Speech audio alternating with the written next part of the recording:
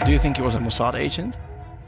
Probably, from everything I've seen, a joint CIA Mossad operation and British intelligence. Maha has turned out to be a Trojan horse. He's the Judas goat walking everybody into the control grid. You know, there's a point at which there's a point of no return. What Pfizer did, it's serial killing. Put them in prison for life, or you give them the death penalty. And then you have like a different group of people with like Peter Thiel and Musk and Trump, which are, in my opinion, exactly the same as the other guys. Bilderberg just met in Stockholm, and they had literally depopulation and immigration both on their agenda. Because this is not a one-off situation, this is a prototype. And that's why the Palantir technology is relevant. The control grid, is not yet in place, but the kill grid is. If you look at implementing the control grid, I think we are 2 to 5 years away from it completely being implemented and locked down if we don't stop it. They know about the evil that they're doing. They absolutely know. There's divine intelligence and there's demonic intelligence, and the demonic intelligence is way too important to them. They get too much power from it, and they're way too wrapped up in the occult. Lieve vrienden, wat een reis. De Truman Show is uitgegroeid tot een community van meer dan 100.000 abonnees op YouTube. En dat is allemaal te danken aan jullie. Dankjewel dat je kijkt, luistert, meedenkt en meereist. We gaan natuurlijk gewoon door met heel veel energie, met nieuwe gasten, diepe gesprekken en thema's die er echt toe doen. Elke week weer. En om dat te blijven doen, om onafhankelijk te blijven, om de podcast nog sterker te maken, mooier en impactvoller te maken, zijn we actief op zoek naar partners die deze missie willen ondersteunen. Samenwerkingen die kloppen, die waarde toevoegen. Voor jullie als luisteraar en kijker, voor de partners die aansluiten en voor ons als de Truman Show. Dus heb je ook een bedrijf of merk dat resoneert met wat we doen? Stuur dan gerust een mailtje naar partners@thetrumanshow.com. We staan altijd open voor mooie verbindingen. En speciaal voor iedereen die liever naar de show kijkt zonder advertenties, ook aan jullie hebben we gedacht. Via het streamingplatform van That's the Spirit kan je namelijk al onze afleveringen bekijken zonder onderbrekingen. Geen advertenties, gewoon alleen het gesprek. En dat niet alleen, je kan hier ook het exclusieve segment Uncensored checken, waarin ik met gasten nog dieper duik en bepaalde thema's en exclusieve documentaires en films bekijken die je nergens anders ziet. Word nu lid via thatspirit.nu en probeer het nu 1 week gratis uit. Het mooie is, wanneer je lid wordt, steun je ook de show, het team en help je ons om de podcast verder te laten groeien. Enorm bedankt daarvoor. En dan nu heel veel plezier met de aflevering van deze week. Let's see how it goes. I think we have a lot to discuss. Yeah, I mean, lots of stuff is going on at the moment. I told it in the intro as well. Like, it seems everything goes so fast and so much is going on and on such a high speed. Is it the same for you as well? Maybe because you see it coming for so long, not? Yeah, But so I've seen this coming for a long. It's how a company, it goes along and along. You build, and then it goes up the S-curve. yeah, So this has been building for 30 years. Now we go up the S-curve. So, but you could see it all along that it was coming. but So don't you, like, for me, like after COVID, it felt like it was a little bit like more easy, probably because COVID was like such a big impact on the whole world. But now, since a couple of months, maybe a year or two, it's going fast again. well, but here's the thing. If you look at COVID was basically a way of keeping everybody busy or engaged while you put into place the last things you needed to do to go up the S-curve. So, and I could see those things coming. So it's not surprising. In other words, this was all expected. Yeah. So, Yeah. Yeah, I understand it was expected, but then it still like can catch you off guard a little bit. Maybe not off guard, but well, you can know that it's coming. At the same time, that doesn't remove the unpleasantness of riding up the S-curve. So it doesn't, I always think because I've anticipated it that I'll be able somehow to avoid the unpleasantness, but not it's really. Maybe a little bit. Here's the thing. I hate seeing people harmed. And I just came back from 2.5 months of driving around America and doing meet and greets. And when you see the harm, if you see the death and the disability and the maiming and the bankruptcy, it's really gruesome. So, and no matter how much that's going to happen, it's still hard to watch. So I'll give you an example. I had a wonderful subscriber who tried so hard to talk his family out of taking the injections, Mm. and his brother took it. He was seriously vaccine injured. He literally was not able to work. He lost his job. Now his house is in foreclosure, and he went to visit his brother, and he went to all the traditional doctors, and finally they determined he had MS was the diagnosis. 3 times a week, a nurse comes to his house and gives him a 7-hour IV drip, and they ship the materials to the house, so the nurse gets it there, and the billings to the government paying for it. He's on disability now, so he can't work, and he can only function if he does this drip 3 days a week. The government pays $52,000 a month for this. So you're basically seeing him and his family bankrupted. You're seeing the country bankrupted, and this poor man is living in pain, living this way, completely disabled. And that story in that picture. And so here's the brother who's going to visit, and he tried desperately to talk him out of taking the injection and failed, and now this is the result. And do they recognize it being from the vaccine? In that situation, I didn't ask, has your brother faced what really happened? Has the doctor faced what really happened? What you're seeing more and more throughout the country is more and more people are recognizing it. So if you look at the polls, I don't know, 3 or 4 months ago, one of the leading pollsters said more than 50% of the American people knew someone who'd been killed by the vaccine. Jeez. So, it's slowly being recognized, I think, is my guess. Because I think that's, for me, one of the harshest things to look at is that people who get injured by the vaccine or lose like a parent or whatever because of the vaccine. And now you see the media talking about, well, so many people died this summer and we don't know how, and blah, blah, blah, blah. Like the gaslighting when... So the gaslighting is very bad. So what I would say about America, and I differentiate it from the Netherlands, but in America, there's a poisoning that's been going on since the mid-90s. I call it the Great Poisoning.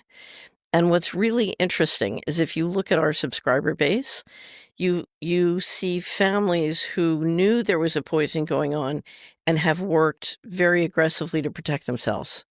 And they are in amazingly good shape.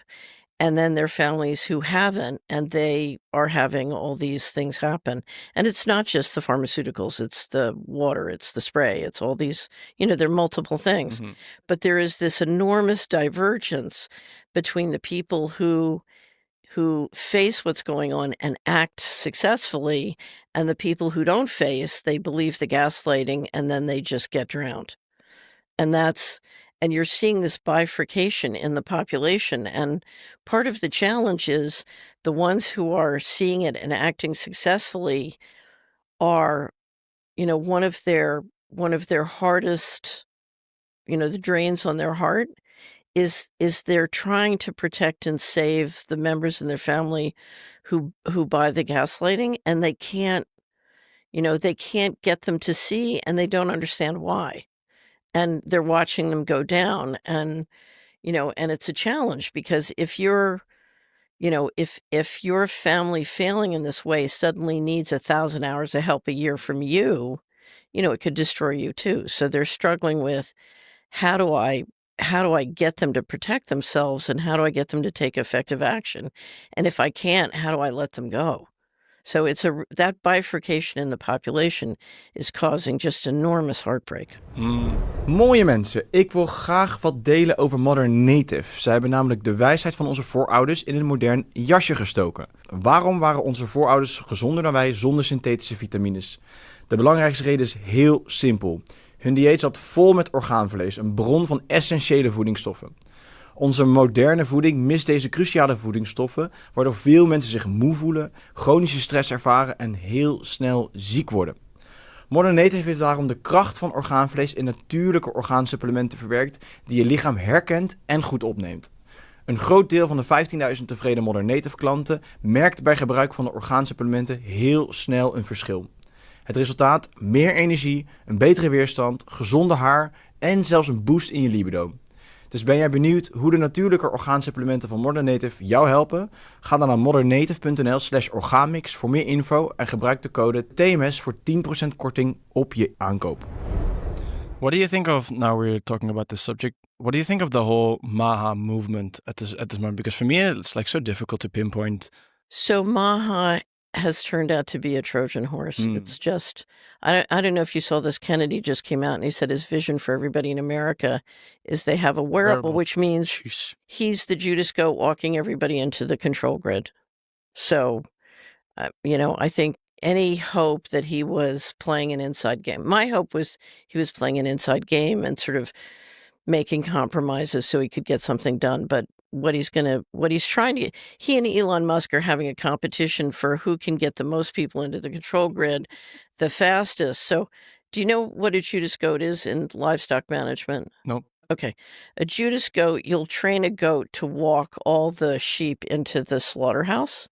So here's the slaughterhouse. The Judas goat kind of walks in, and right at the end, he turns, and then the sheep go into the slaughterhouse.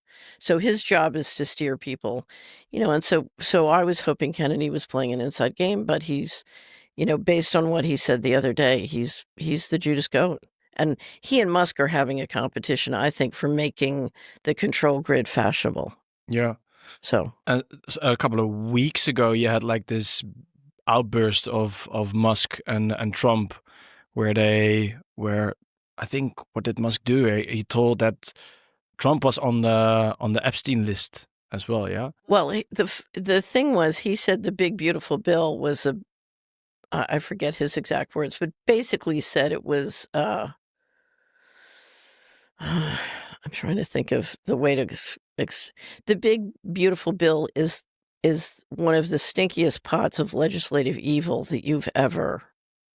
Anyway, so I don't know what it was in the big beautiful bill, because there's so many different things that could cause offense, but he was very critical, and that, I think, is what got started. And then he pointed out, as I would say, Trump's Epstein file is bigger than the Encyclopedia Britannica, is the way I would describe it. So you, being from the Netherlands, might not know the Encyclopedia Britannica, but it's a huge, when we were kids, we had a, like 25-volume Encyclopedia Britannica. So, yeah. So he and Epstein were best friends. Trump. Yeah. Yeah, right? Yeah, for a long time. Well, you can see the pictures everywhere. Well, the one I love is so Epstein was basically part of the Les Wexner operation, and Wexner bought him a house on East 71st Street. So I used to live. I had an apartment on East 64th when I first got to New York, so it was my neighborhood. Anyway, so he bought him a house on East 71st Street, and then after a relatively short time, he moved him next door to a much bigger house, which is the one you always see in the pictures of Epstein's house. The first house he sold to Howard Lutnick, who's the Secretary of Commerce and co-chairman of the transition team, right? So Lutnick for many years was Epstein's next door neighbor, which to me intuitively makes a lot of sense, because Epstein was primarily a money laundering network, in my opinion. And so having a primary dealer, there are only 24 primary dealers in the New York Fed. And so having a primary dealer who's running the market in Treasury securities is a logical person to put next door. I'm assuming Wexner probably had tunnels built underneath.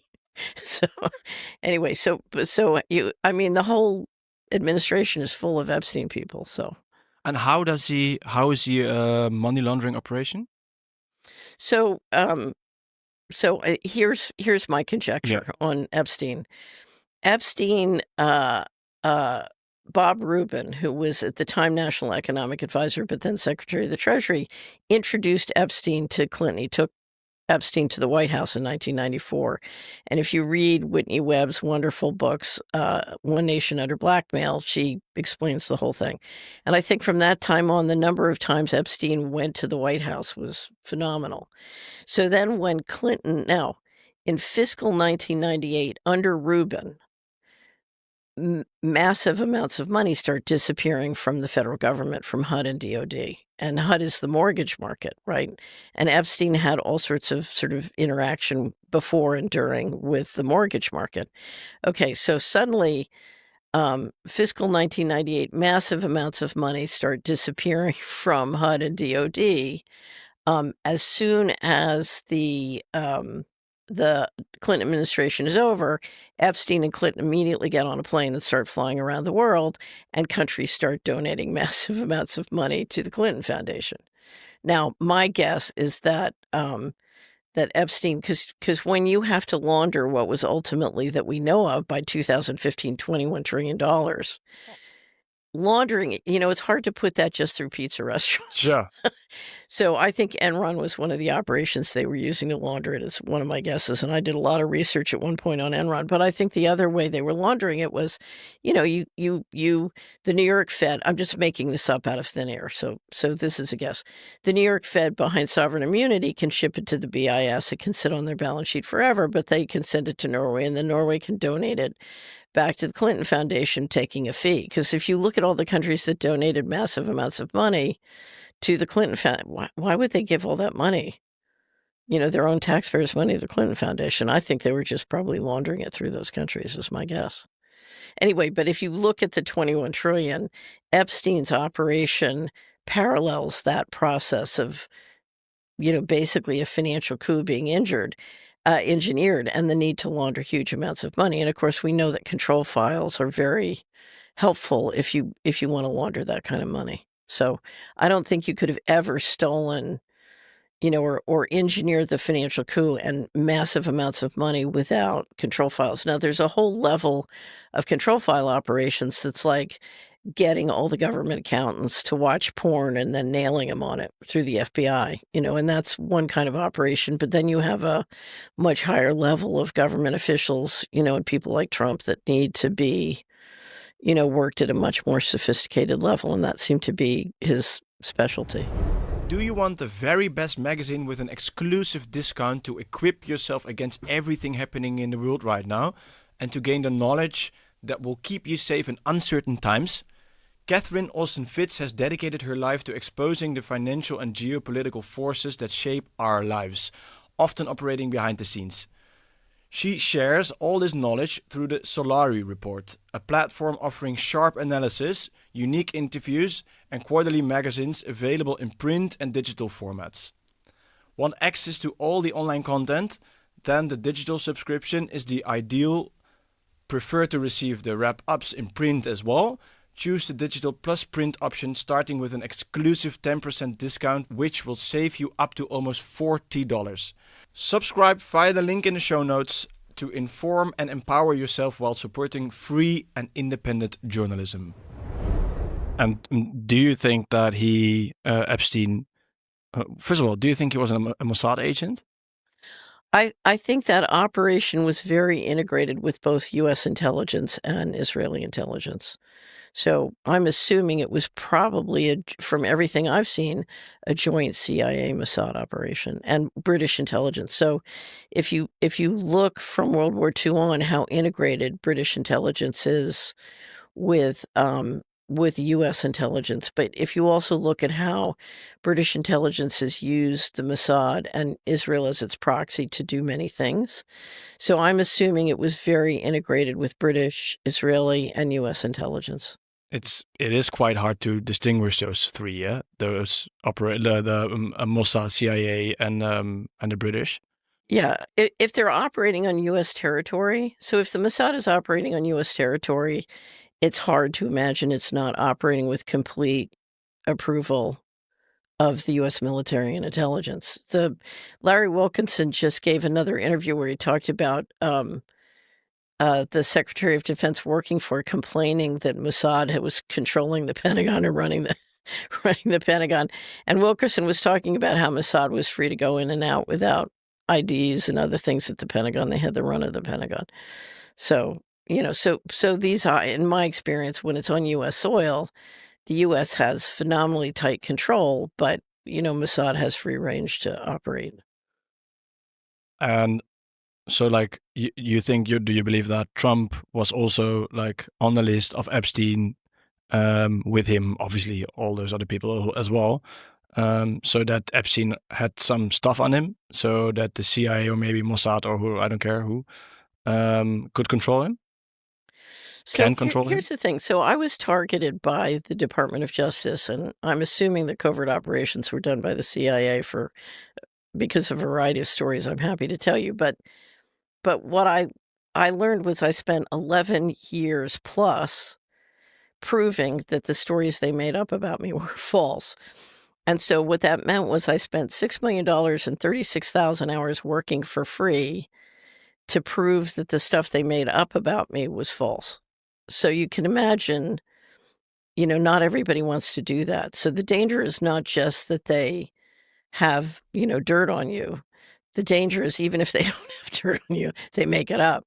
Okay, so they have the capacity to steal your time and your resources in a phenomenal way, and most people don't wanna deal with that or stand up to that. Especially now, if you look at what you're looking at with the Palantir Lavender system and what's going on in Iran, everybody's in the kill box. The control grid, is not yet in place, but the kill grid is, right? And Hmm. so not everybody wants to die. And that's why what I've never been able to understand, I mean, I can understand it intellectually, but I cannot fathom it without thinking about mind control. Why any person in America would think that changing the person from the Uniparty who's inside the Oval Office is gonna do anything. If you understand how the system works and you understand how America is financially deeply dependent on illegal activities and war, and everybody it's I told you the red button story, so I'll do anything to not have to tell the red button story again, but, America, everybody wants their check. To get the check, you have to engage in brutal force to keep the dollar system working and in war and in, getting cheap resources for free and all of this kind of stuff. So if everybody wants their check, what's the person in the Oval Office supposed to do, right? So everybody in America wants the story of I'm good. It's not me. I'm not doing this. We're going to Iraq or Iran to help the women be free. They want the story of I am good. But our model is deeply dependent on destructive activities.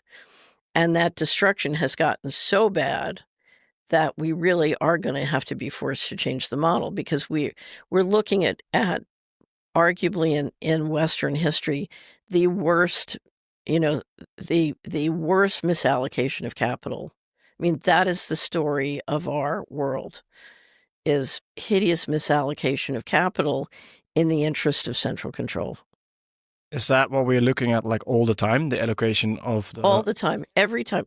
When you walk down the street and you see how money's being spent in the local municipality, and you say, "That doesn't make any sense," it's almost always the misallocation of capital because money is being, created and spent or invested in a way that produces the control grid and central control and makes a few people who've figured out how to use the force, you know, more money. I mean, you have a giant sucking sound but it's very wasteful. It shrinks the pie, but it centralizes control of the pie.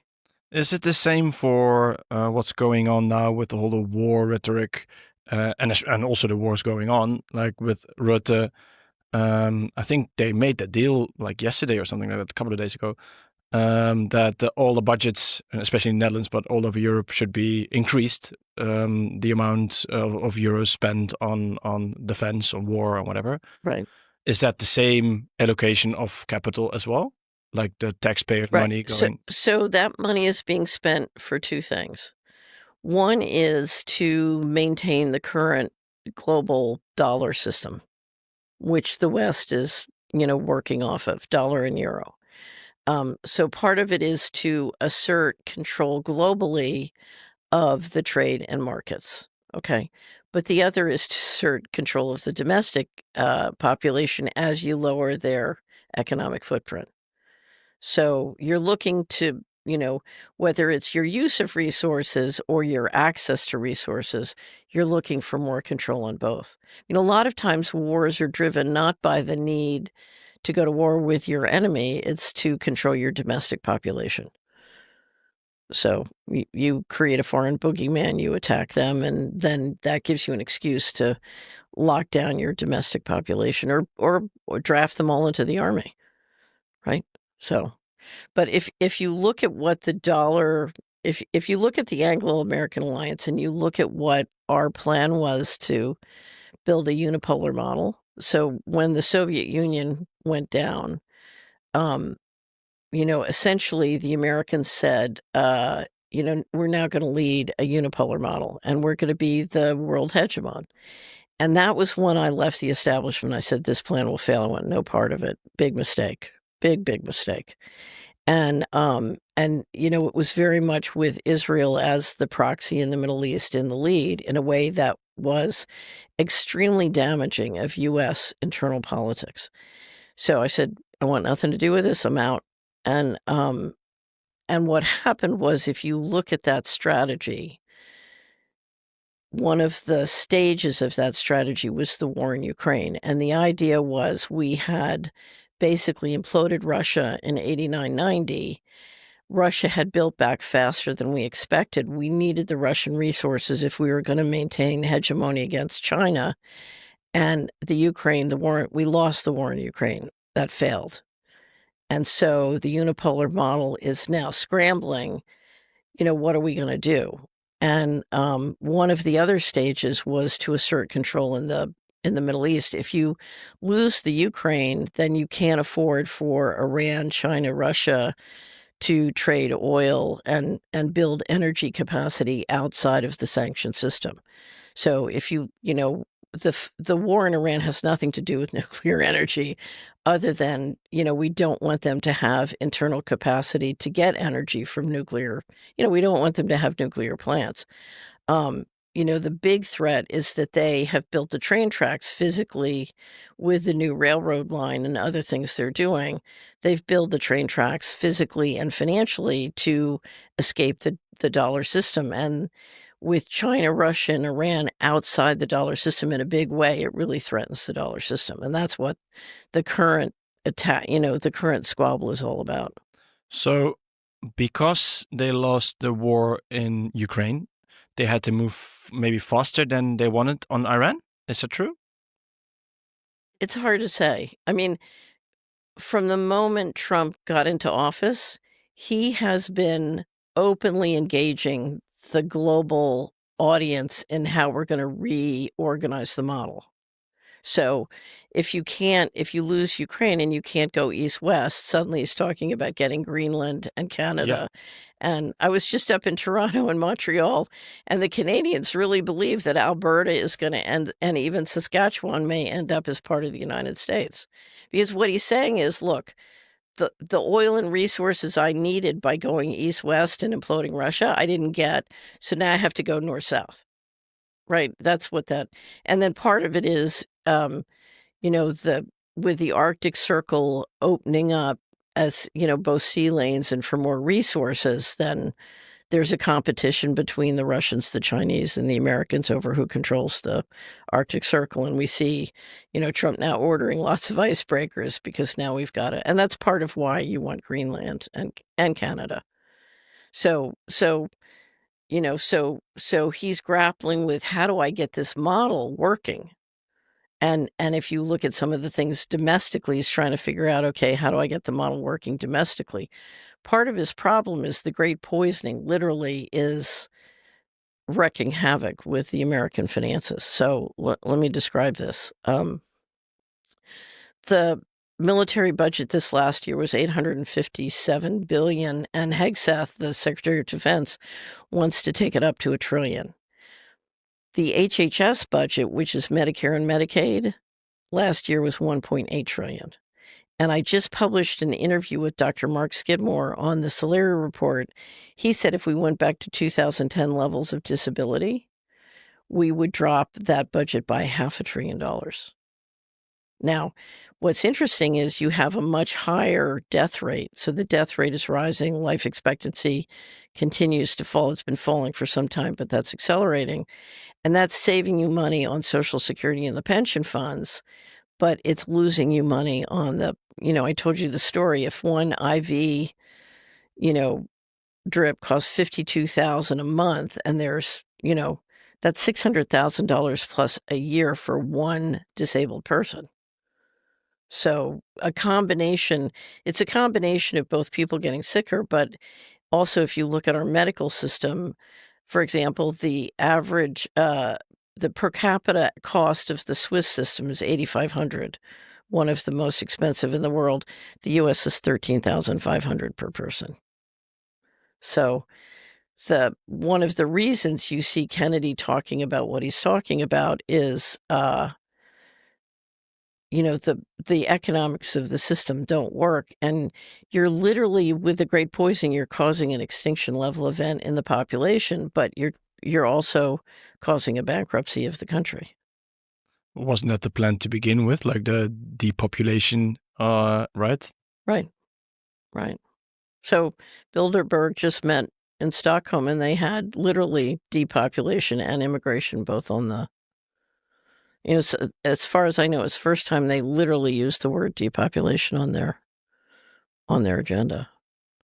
It's funny. Well, it's not really funny, but I didn't know that officially the life expectancy was declining already.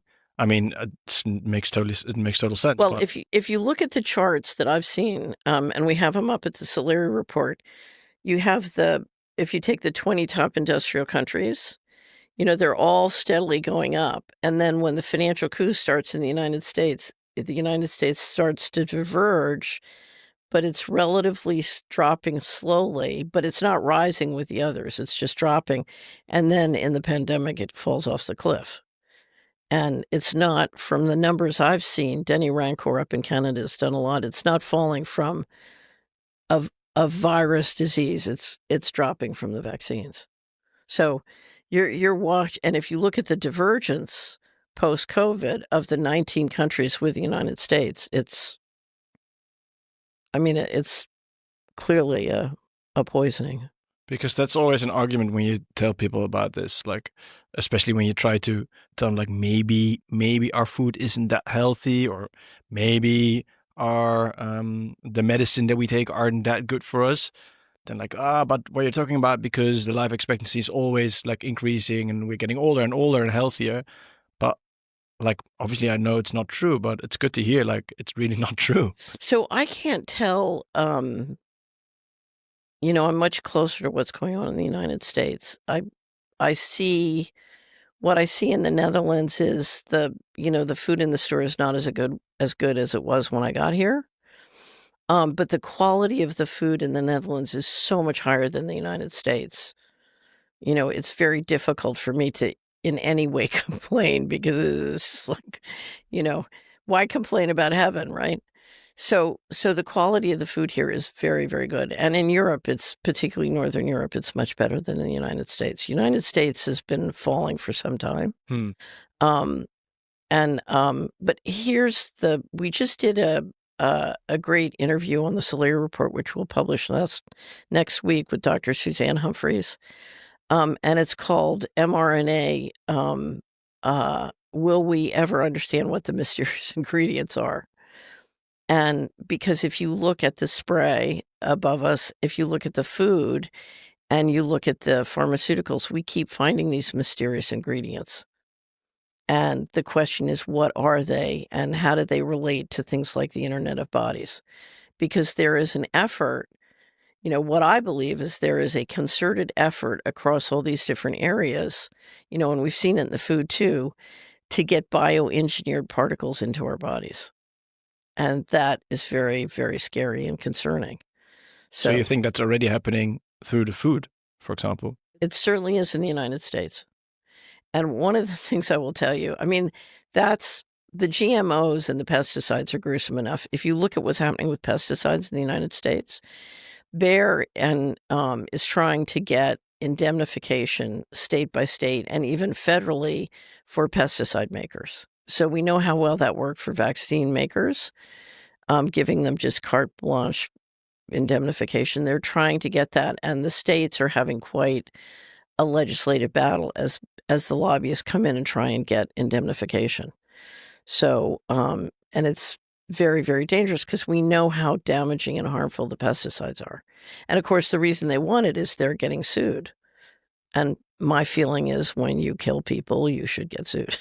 So, At least that. at least that. So I'm a great believer. If there's a death penalty, here are corporations and here are humans. If a human kills another human, death penalty in America. If a corporation kills humans, no death penalty.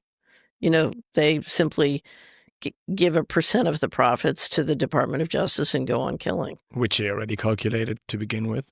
Right. Yeah. Right. So, I'm a great believer that, for example, states have the ability to pull the license to operate. I think if a company is intentionally killing people, they ought to have their license to operate killed.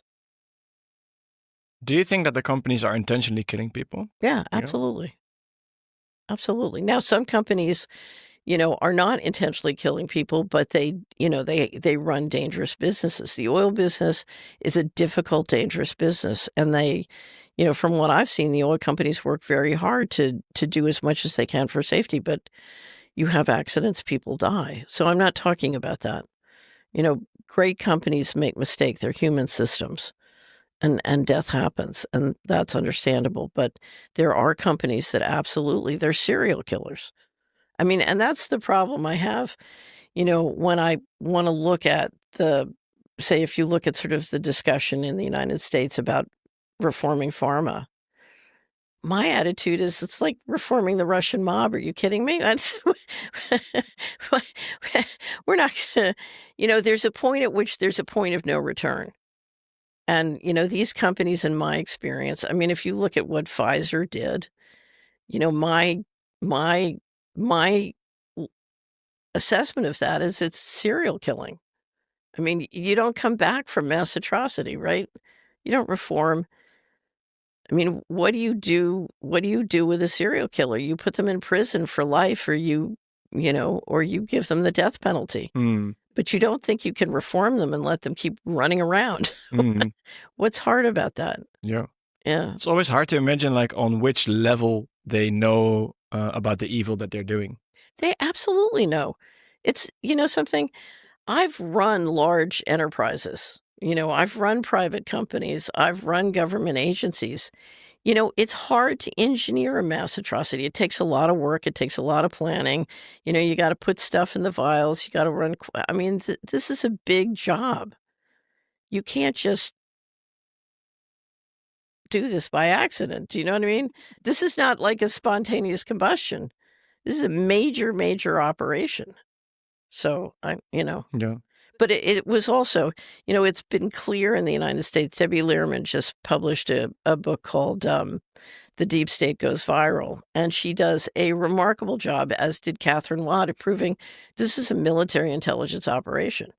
This operation was won by the military, and Pfizer absolutely had permission, to not meet any of the FDA requirements. Yeah, so there was a whistleblower who brought a whistleblower suit that lost because they said, the government wasn't defrauded. The government ran the fraud. That was the judge saying, no, the government wasn't defrauded. They were in charge of the fraud. They approved the fraud. This was an engineered fraud. Can you tell a bit more about the Internet of Bodies? Because it's just like a wild conspiracy in a way, but No. Go to Purdue Engineering. Oh yeah, go to Purdue School of Engineering. They have a whole section of their website on the Internet of Bodies. This is a major venture capital niche. And that's where Kennedy comes in with his wearables. Yeah. Yeah, he just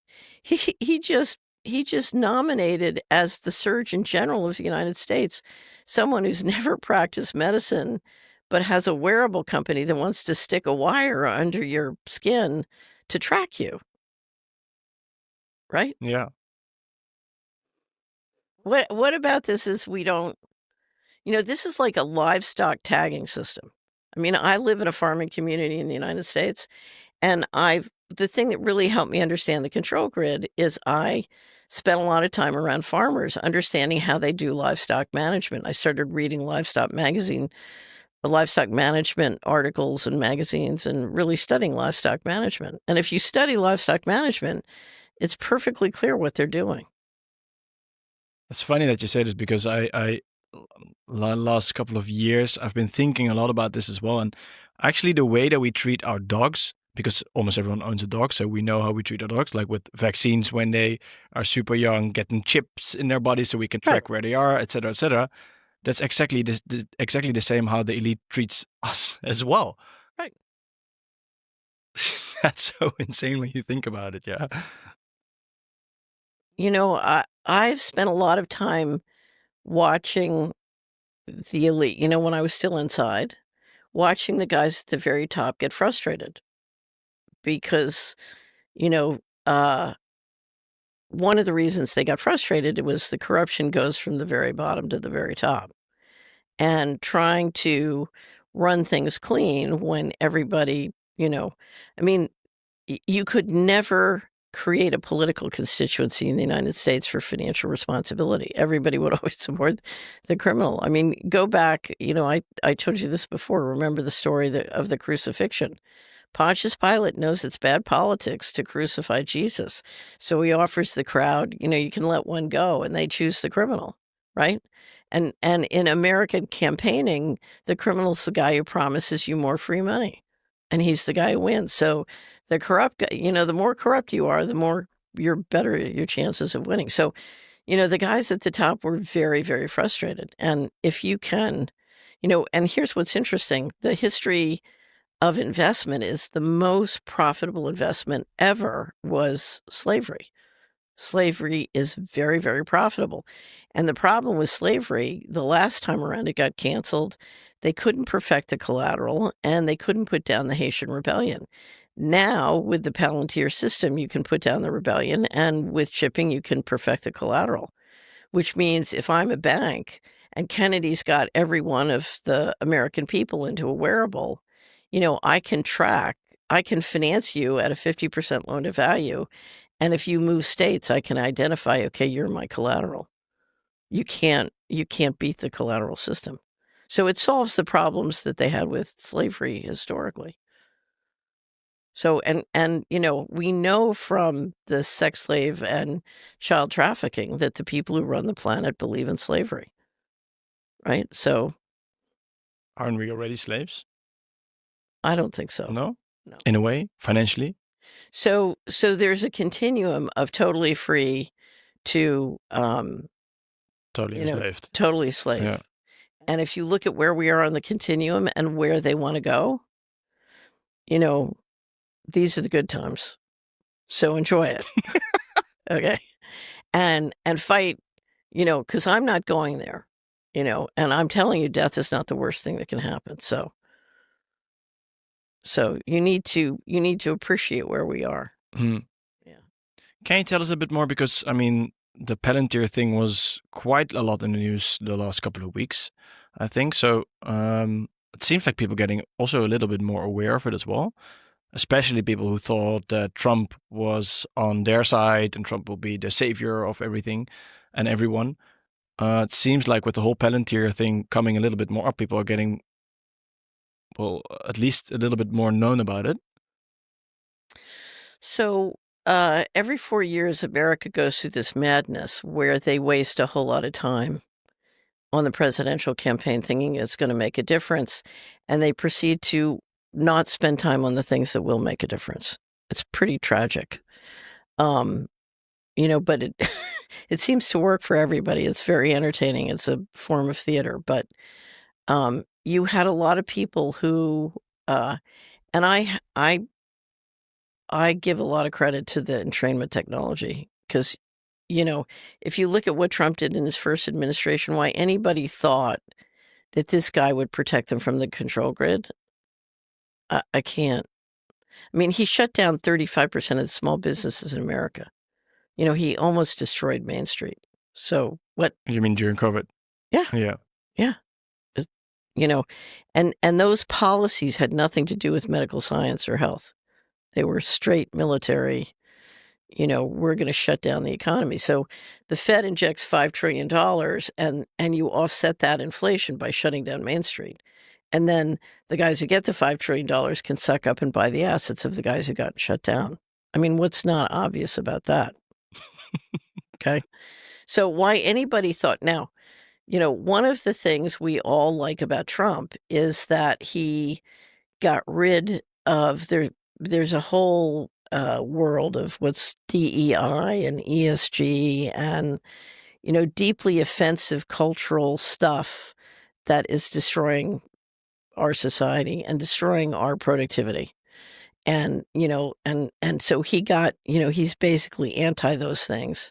He's against pretending that women are men and pretending men are women, all that kind of stuff. So all that kind of I don't know, is there one word to describe it all? Chaos. Yeah, so Weirdness. chaos tactics. Yeah. Cultural chaos. Yeah. So he blew out the cultural chaos and he returned Christmas to us, okay? And so there's a slice of what we all appreciate about Trump is that he got rid of all that stuff. So and we're still working it out of the American system. And every time another corporate DEI officer gets fired, everybody cheers, and it's deeply gratifying. So so that's the one thing he has done. But when it comes to putting into place the nuts and bolts of the control grid, he's working at remarkable speed. His whole team is, and Kennedy's the perfect example of that. He wants everybody. I mean, it's enough that we're all carrying around smartphones, which are, it's a we're carrying our tracking and surveillance devices around with us. So yeah, that's it. That's what I was thinking about as well. Is like you almost don't even need a chip when everyone is always bringing their phone, right? I mean, you need it for the next step, but right. But getting it in their body gives you much more ability, I believe, to influence their mind and control them or kill them if you don't want them around. That's my guess. So, and do you think that we already getting those chemicals or those like the stuff that they need for the Internet of Bodies, that we are already getting it in through the food and the vaccines? So it's clearly in the vaccines. The only analysis I have of spray that confirms that it is the United States. So we just did an interview with Clifford Carnicom. Elsa von Hemlin did it. Very good interview. And what Clifford, he's been studying it for decades. And what he says is the bioengineered synthetic material in the spray is the same material as in the injections. So he's saying the mysterious ingredients in both the spray and the injections are one and the same stuff. So then where are we now when you have the scale from like say totally free and totally enslaved? At what, like, where on the scale are we at this moment, do you think? Well, if you look at implementing the control grid, I think we are 2 to 5 years away from it completely being implemented and locked down if we don't stop it. But I think, it's back to the S-curve dynamic. The extent to which you feel your freedom impinged on is going to increase radically over the next 3 to 5 years. And it's most people who've lived in the Western world cannot fathom what is planned. They cannot fathom, that when I'll tell them, okay, well, this will give them the ability to control what your credit card can buy or not buy. And, and I try to explain the fact that this is not some system of rules. The AI and software create a rule set just for you. So control and slavery happen one person at a time. And what I extract from you and your family is totally different what I extract from him and his family. It's a very custom, one by one person system. They can't fathom that can happen here. They can't fathom what that world is like. Because they'll say, well, I have nothing to hide. And, or I have no assets. They take my assets. I have no assets. And I say, you have children. What if they take your children? They're already that far that we already almost don't own any assets anymore, except for the children, obviously. But right, people still own a lot of assets, and and there's a inheritance process when as the boomers die. There's a huge amount of assets that can move down. If it doesn't move down and it moves, into the government or private investors, that's an enormous amount of family wealth that is destroyed. that's why they're taxing it that hard. Or at least in the Netherlands, they're going to tax it even harder now. The inheritance, well, what you earn of that. Right. Where does what's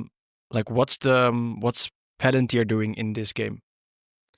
So, I haven't studied Palantir carefully, but from what I can tell, I started watching the Lavender System. The Lavender System is used in Israel, was used against the Palestinians.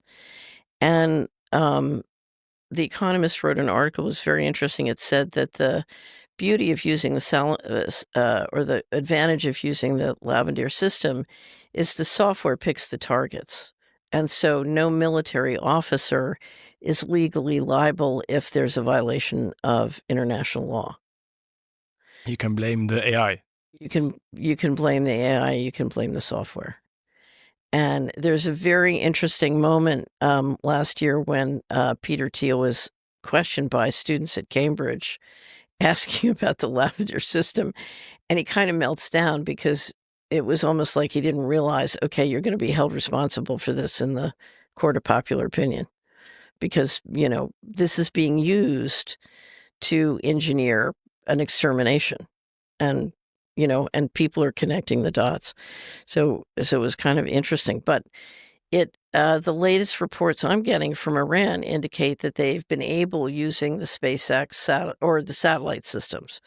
I'm assuming SpaceX is involved, but the satellite systems to extend lavalier across Iran. So when the Israelis attacked on June 13th, they assassinated, I think, 11 leaders. So it was both military leaders and nuclear scientists. And my reports, there's a very interesting report in Un's review on the assassinations, is that they killed them in their homes, with their family, with neighbors. Apparently they have the Israelis have the 8200 group has a defined group of how far out from the individual you can go. What's an acceptable kill? So it includes families and neighbors. And basically, we now have a war that is operating and can kill on a one person. It can surveil, track, and kill on an individual person one at a time. And that makes for a very different kind of strategy. So it's not just dropping a bomb in a neighborhood. You're talking about anybody who helps engineer the policies you don't like in Iran being targeted and having themselves, their family, and their neighbors killed. And that's because the satellites, there are so many satellites at the moment in the sky. Obviously, Musk shoot a lot of them into the sky over the past couple of years. Right. And that way we can track basically everyone everywhere all the time. Right. And they're testing it. But it's not just in Iran. It's here too. In other words, we're talking about a global system. And it's interesting. There was one clip I'm thinking of using in the second quarter wrap-up where Karp, who's the head of Palantir, says, to win at war, we have to have the edge.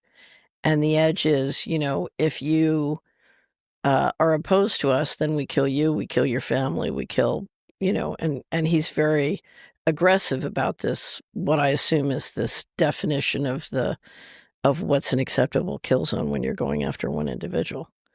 So, it's really changing the rules of war in a very dramatic way. Now, what's interesting is we're in a situation where it has become impossible, since all the parties to the war lie all the time. You have no idea. You get a lot of official announcements, but like the NATO guys say, they're going to spend 5%. That's the headline. What does it mean? Are they really going to do it? I have no idea. Would you believe them? Yeah. You believe him? Well, what, increasing the budget, you mean? Yeah. But to Oh, no, 5%. no. I, I don't, you don't know what anything means. No. It's a theater. Yeah. So I know what the script in the theater said. I just don't know. So I go back. It's the Solari construct. There's an official reality, and then there's reality. So I know what NATO said the official reality is, but I have no idea how that translates into reality until I start seeing budgets and money spent. Now, let's go back to Palantir.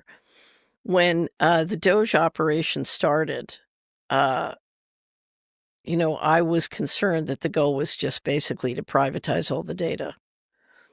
And what was interesting is the Doge operation, and they, instead of going to the data you would get if you wanted to stop the fraud, they went immediately to the data you would get if you wanted to create a social credit system, right? Oh, like like a heat-seeking missile. And so it was pretty clear right off the bat what they were after. And of course, the taking that data in the way that it was probably taken. So I think it was taken, but I can't prove that in a court of law. If you look at how it was taken, it's massive violation of all sorts of laws. So just now, if you look at Musk's operation, his attitude is, I don't have to obey the law. The laws apply to me. I'm part of the breakaways. I don't have to do any of that.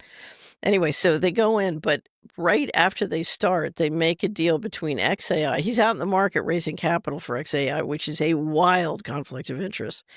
But then he does a deal with XAI with Palantir. And Palantir's stock suddenly skyrockets to the moon. And that's when I said, oh, they're stealing the data. And they just gave it to Palantir.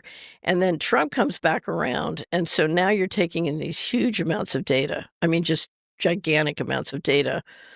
And so Palantir's stock is going to the moon. And then Trump puts out a huge contract to Palantir to help them do analytics across all the data in the government, which says, okay, so not only have they stolen our data, but now we're paying them to manage the data they stole. And then he and Fannie and Freddie announces he's going to privatize Fannie and Freddie. And it was either he or Freddie and Fannie announced they're going to have Palantir underwrite all the mortgage packages. So now they're adding not only do they have Treasury, they have Social Security, they have IRS, but now they're adding all the housing data. And then meantime, they're over at HHS collecting the healthcare. So that's everything you would want to do a social credit system. And, I'm sure there's more, but I think Karp described it best. He said, we want to be the operating system of the U.S. government. So, and what you're talking about doing is basically part of what you need to control grid is get rid of the civil service and replace them with corporate contractors. And that process has been going on for decades, but this is accelerating it even more. They especially when I hear this story, like they played it so well. Like over like during COVID, you have like the left or whatever you call them, Democrats, with Biden, and then the Gates and everyone around them. And then with a group who was, I would say, waking up to that because they were feeling that it's wrong, and because of the S curve probably. And then you have like a different group of people with like Peter Thiel and Musk and Trump, which are, in my opinion, exactly the same as the other guys, only they portray themselves completely different, and they're there to scoop all the people up. So here's what happened. So Musk went in and said, I'm going to cut $2 trillion off the budget. And everyone knew that's not possible unless you cut entitlements. And so it didn't, so we knew from the beginning that this is a show. This is not real. It's not serious. So that was step number one. But the second thing is, so my firm was, when we were operating in Washington, was the leader in sophisticated government reengineering. And if you look at how Musk and Doge came in to operate, they were not doing the things you would do if you wanted to seriously. So if you want to do shock and awe, and they did, the Trump administration said they wanted to do shock and awe. If you want to come in and do shock and awe, that's what you do. But shock and awe is not going to cut expenses because Congress ultimately will not respect what you've done. So it doesn't work. And so one, we knew the $2 trillion was just theater from the beginning. And then even when they cut it down to $1 trillion, that's theater. But we also knew they weren't serious about government reengineering because you weren't doing what you would do if you really wanted to reengineer government. What they were doing was they were doing shock and awe. Now, if what you want to do is just come in and steal the data, then that makes sense. You do a shock and awe. Everybody's distracted. They think you're really doing the $2 trillion and you get the data and then you suddenly leave. And, they made it sound like he left because he and Trump started to fight. No, I think he left because he got what he came for. The data. Yeah, that's what it looked like. Now, here's what's interesting. There's a short 17-minute video of of Musk's new installation in Memphis. So he built a huge data center and broke a lot of laws to get it done, just overrid everything. Tennessee let him do it. It's pretty shocking. And the question was, why so fast? Why so big? What's this all about? And I think it was literally so they would have the capacity to steal the data. So I think this was planned well in advance. And that data goes to Palantir. It goes to XAI and Palantir is what I'm assuming. And part of it is the steal. Now, Palantir has access to much more data than that, cross-government, from these contracts, is what I'm assuming. And they had many contracts. They had IRS and many agencies beforehand. So I think, CARP is serious. He wants to be the operating system of the government. But it's back to this control model that can control one person at a time. And of course, the question is, how do you get people to continue to pay taxes if what you're doing is basically outside the law? And a lot of what the federal government is. I mean, if you look at the federal government finances, they're way outside the law. Can we do a short toilet break? Ja? Je kent dit vast wel. Je bent net geland, moe en geen internet. Dat moment dat je tijdens het reizen zo vaak hebt. En daarom is er gelukkig nu Celi. Celi is een eSIM-app, waardoor je geen gedoe meer hebt met losse simkaartjes of veel te dure roamingskosten. Je downloadt de app, kies je data-abonnement en bent direct online. Vooral omdat ik veel onderweg ben en meerdere landen bezoek, weet ik hoe fijn dit is. Geen gedoe met data of dure roamingkosten, gewoon steady bereik. Of je nou een tussenstop maakt in Singapore of op Bali zit, je blijft altijd online. En wat ook echt super chill is dat de app automatisch advertenties blokkeert, waardoor je superveel data bespaart. En Celi is echt veel goedkoper dan standaard roaming. Je bespaart dus ook veel geld. En als er iets is, kun je 24/7 bij de support terecht. Dus als je ook wil reizen zonder datagedoe, check Celi. Download de app via de QR-code op je scherm of ga naar celi.com/Truman en gebruik de code Truman voor 50% korting op je eerste aankoop. Meer info vind je in de show notes. I just read like a couple of maybe days ago that there's a Dutch company behind producing. They don't produce the chips, but they produce some kind of material thing that they use in the chips that powers all the AI and all the stuff. Yeah. And there's only one company in the world, ASML, I think it's the name, and that's based in the Netherlands. Yeah, it's very significant. It is, right? Because like I read even that China was trying to copy it, the technique, but no one is able to do it. And there's only that one company who produces everything for, I think basically without it, you can't roll out the system that you just described, yeah? Right. Like, this is always what I think of, like, how is it possible that like one company, in this case from the Netherlands, I mean, tiny country, can get hold of such a technique which powers the whole agenda and everything that's going on? Because one company starts and they get a lead and they get so far in the lead that it's hard for others to catch up. Although China, if you look at what's happened, one of the most significant things I think that's happening globally is at the end of, after 9/11, the Australian government created a think tank to track important technologies to national security. And they ended up tracking 64 technologies, and they just published a new report at the end of at the beginning of the financial crisis, so 2008. There were 64 technologies they were tracking, and the US led in 54, I think, or 50, no, 57, and China led in 6. Last year, China led in 60, and the US led, I think, in 4, and China was expected to overtake them. Whoa. Yes. And this is what is so shocking about both what NATO did and what the US is doing. Because basically the tech bros in Silicon Valley are showing up and saying, because I think the deal was in the early, sort of mid 90s, let us have big monopolies and we will assure global dominance in technology. And so we did. We allowed all these billionaires and we allowed all these big monopolies and, no antitrust law.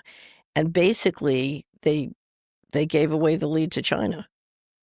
So, we said, okay, we made you billionaires, we let you be billionaires, but you know something?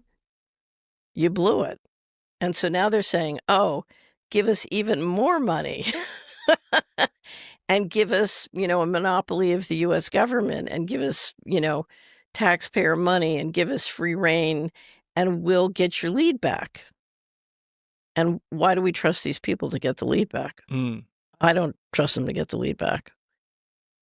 But don't you think that if the technique is so important, let's say, for example, with ASML, that the technique came from something, somewhere, someone? So in the United States, I don't know if you've ever read The Day After, I think it's The Day After Roswell. It's a story of how a lot of the technology in Silicon Valley and a lot of companies was laundered out of the black budget. So basically, they took technology that was developed through the black budget and said, we have to get this into private hands. So we will move it out to all these different companies. And essentially, the thing that gave them their edge or their leadership was this extraordinarily powerful technology that got moved out of the government essentially for free. So I've been told several times by people I believe that they've tried to bring down the secrecy in the black budget and they try and figure out how to do it and they can. And one of the reasons they can is the legal liabilities of this kind of gifting of high tech out of the government. You can't get around the liabilities because these guys turned into billionaires because they got this gift. And, why is that? Yeah. For example, that could be happening or in the past with Facebook as well, or maybe the internet even.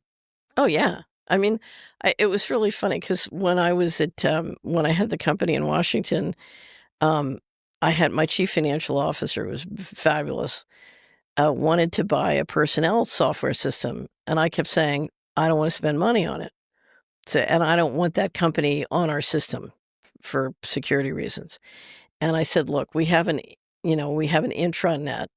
Let's just have every person in the company create a web page for themselves. We'll stitch them together, and that's our personnel system. And that way they update it, and we don't have to buy software, and we don't have to update it. So when Facebook first launched, I said, oh, I know exactly what they're doing. We had a data servicing company we had started a data servicing company so that we could get we were taking people who were coming off welfare and training them how to do data servicing and shipping basically teleporting the jobs into poor neighborhoods because a lot of those people were very good, but they had daycare responsibilities or caregiving responsibilities for grandparents. So they needed, they couldn't commute to work. So we said, let's create data servicing companies in residential areas and we'll teleport the work into them. And it was surprisingly successful early on. And, but we did an analysis of what the data servicing needs were. And at that time, when they passed the Welfare Reform Act, they were projecting $6 billion of data servicing needs a year. And it was just exploding amounts of money. So when I saw Facebook, I said, oh, this is perfect. They just get everybody to update their own file. Instead of the intelligence agencies tracking and having data servicing files, you just get everybody to make their own file. That's exactly what, we had planned to do. So, and a lot of times, you'll see the plan for a company like a Google or Facebook. It's very promoted out of the intelligence agencies. We have a great interview on Solari there was a journalist in the UK who really studied the history of the relationship between some of these companies and the intelligence agencies. And, it's always funny because they always, David Hughes has this expression called sudden darlings. A sudden darling, oh, here's this genius from Harvard who miraculously built this company that goes like this. And it has nothing to do with the fact that he gave a backdoor to the NSA. Nothing to do with that. It's because he's a genius from Harvard. It's funny, but you get all these entrepreneurial stories that make no sense, but And it's also, for me, it's like when you realize that we always think that we're like the clever people who like invent like Facebook or the internet or whatever, and we fail to see that we didn't invent. I don't think that we really invent anything of it. It was given to us so that we can use it for their agenda, and everything that we think is progress is only to yeah. So I think I asked you this before. Have you ever read Tim Wu's book, The Master Switch? No. Oh, so Tim Wu was a professor at Columbia, ran for lieutenant governor in New York, and he wrote a book called The Master Switch, which is a history of information technology. And he shows how a new technology comes out, and there's this wonderful blossoming period of innovation, and everybody says, oh, this is fabulous. We can do so many things. We can be free. We can build wealth. It's whatever. And so there's this period of innovation, and then suddenly, wham! It's all centralized, and you get more central control.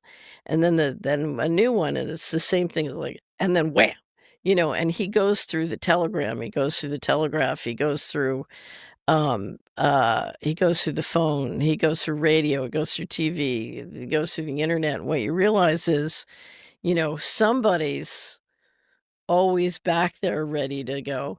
And it was funny on Wall Street. There was a firm on Wall Street where the guys who did the management of the young people would tell me, he said, what we do is we take 20 young people, we give them all the same assignment.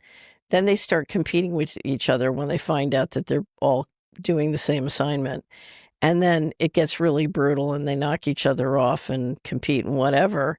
And then we pick the best one. And by doing that process, we get a better result than if we just assigned it to one person.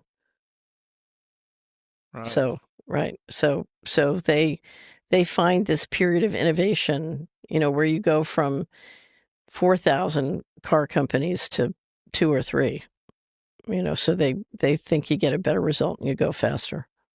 I can imagine that. Yeah. The Mr. Global believes in prototyping. So crypto, if you want a digital control system, you need an all digital transaction system. And the way to figure out how to build that is to get all these wonderful freedom fighting entrepreneurs to prototype crypto, right?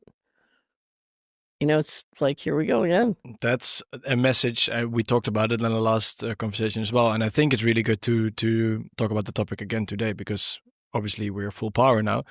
But America is planning on rolling out stablecoins. And we're talking about a tsunami that, if they succeed, now the BIS just came out with a big criticism of America's stablecoin. So now we have I call it the Midianite thing. The gods are warring if the BIS and the Trump administration are fighting about stablecoins. It's very interesting. Anyway, but the Americans are planning.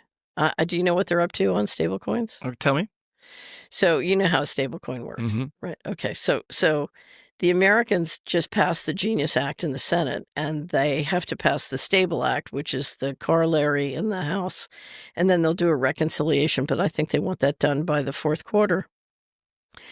Basically, if you look at the current construct, and it could evolve, so take it with a grain of salt, instead of the New York Fed doing a CBDC, the banks that own the New York Fed will create subsidiaries and either together or individually will do stablecoins.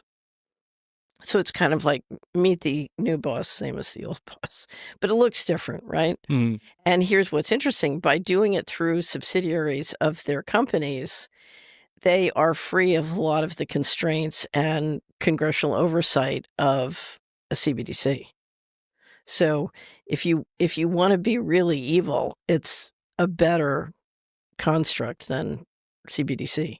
Anyway, but what their plan is, the stable coins will be able to market through the mobile payment systems globally. And one of the ways they want to encourage people to use stablecoins is by freely offering credit. So if you are a small farmer anywhere in the world, they want to offer you credit to borrow money in stablecoins and use stablecoins. And this is a way of routing around the traditional banking systems. And they're hoping is it builds a big new market for U.S. Treasuries. And Circle just did an IPO. It's one of the companies working on stablecoins. They just did an IPO at 31 and shot up to 107, in a week. So the market is very excited about stablecoins. Anyway, but if you haven't seen the new movie, and I don't recommend this as an entertainment project, but there's a new movie called G20 where the U.S. president goes to the G20 meeting in South Africa. And I would note that the G20 meeting this year is in South Africa in November. She goes to the G20 meeting and she's attacked by terrorists who are pumping a different crypto. She's trying to market the stablecoin plan to loan money and free farmers worldwide. And it's a very dreadful movie, but you kind of see the U.S. plan for basically, this is our new round of inflation, just pumping trillions of dollars out globally. And the goal, of course, is any country you can access through the mobile payment systems get off their local currency and get them into the stable coins, which brings them into the dollar. And this will give new life to both the dollar trading market and the treasury market.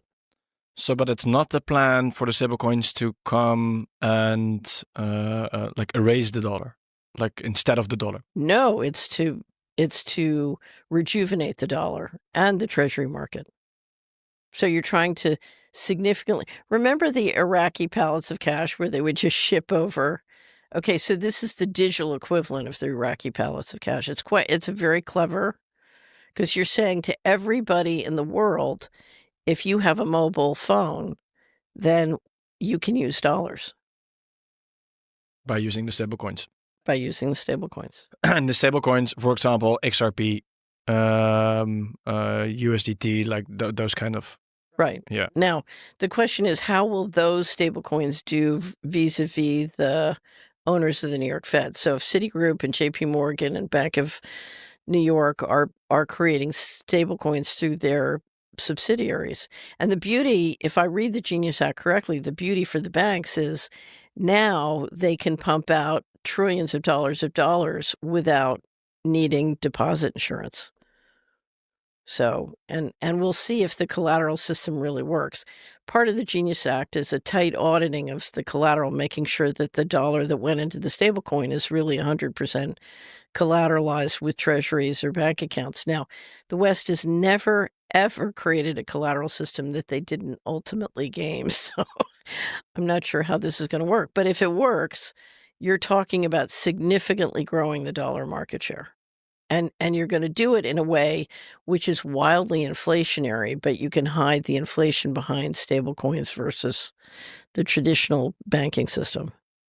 So, because when the plan is social credit score, yeah, and with Palantir and stuff and everything we discussed, I think we're quite close by. Then when you talk about plans, everyone says that the next step, or like one step to get the social credit score in, is a CBDC. Right? You can do it with stable coins. All you need, the first thing you need, more important than the CBDC, is the digital ID. So in the U.S., the Trump administration is pushing the real ID like crazy. And they're really working hard to get everybody on the real ID. The real ID is a digital ID in the States. It's for most people now. It's not used as a digital ID because it is digital, but it's they're doing it through the driver's license, and the driver's license is a card.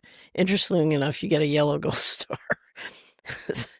It's very interesting if you look at the symbology. It's actually it's a gold circle with a white star in it. But there's variation between the states, but they're doing it through the states. So they're really pushing hard to get the real ID, and the population is pushing back. They're not buying it. So, and there's a lot of lying and nudging going on. So it's a big food fight. But the first thing you need is the digital ID. The second thing you need is the social credit system that can be integrated with bank accounts, with credit cards, and with a stable coin if it's done privately, or a CBDC, either way. So now what's interesting is the Fed has been slow walking the CBDC, and you even have one of the presidents of the Federal Reserve saying, why would America ever let this happen? This is terrible. So I don't think I think there are a lot of people at the Fed and in the financial system who are not so excited about going into a slavery system. Really? Yeah. Yeah. I don't think they have full on, it's really funny because, and I know you experience this all the time, but I'm constantly seeing people say, when Fitz said this in 2017, I just said that can't possibly be true. And she said it in 2019, and I said, I really hope that's not true. And then she said it in 2021, and I was like, and now here I am, and it's like, oh shit, it's really true. Do you know what I mean? So as that happens to people, they're not on board for this. And now it's interesting. I wanted to bring up one of the most interesting articles that I've seen so far this year was a editorial in the Tehran Times just last week that said, okay, and it was sort of a message in it to all the countries around them in the Middle East. If you're buying treasury securities, you're financing this, and you are accountable and responsible. And it was basically integrating accountability in a new and very important way. And basically raising the question of, do you want to be in the dollar system? Because the way the dollar system is working, is to fly satellites around. And if you don't do what you said, to zap you, is that really the system you want to finance? Because you are financing it. And I thought it was interesting because for so many years, I've watched people go to work and build the control grid or put their money, their savings, whether it's where they're banking or the stocks they're buying, they're financing the control grid. And, my message is this really what you want to, is this the world you want to build for your children? Mm-hmm. And we have the power to stop doing it. We really do. But it requires integrating how your time works, how your money works, how your purchases work, how your life works. Are you supporting the thing you say you don't want?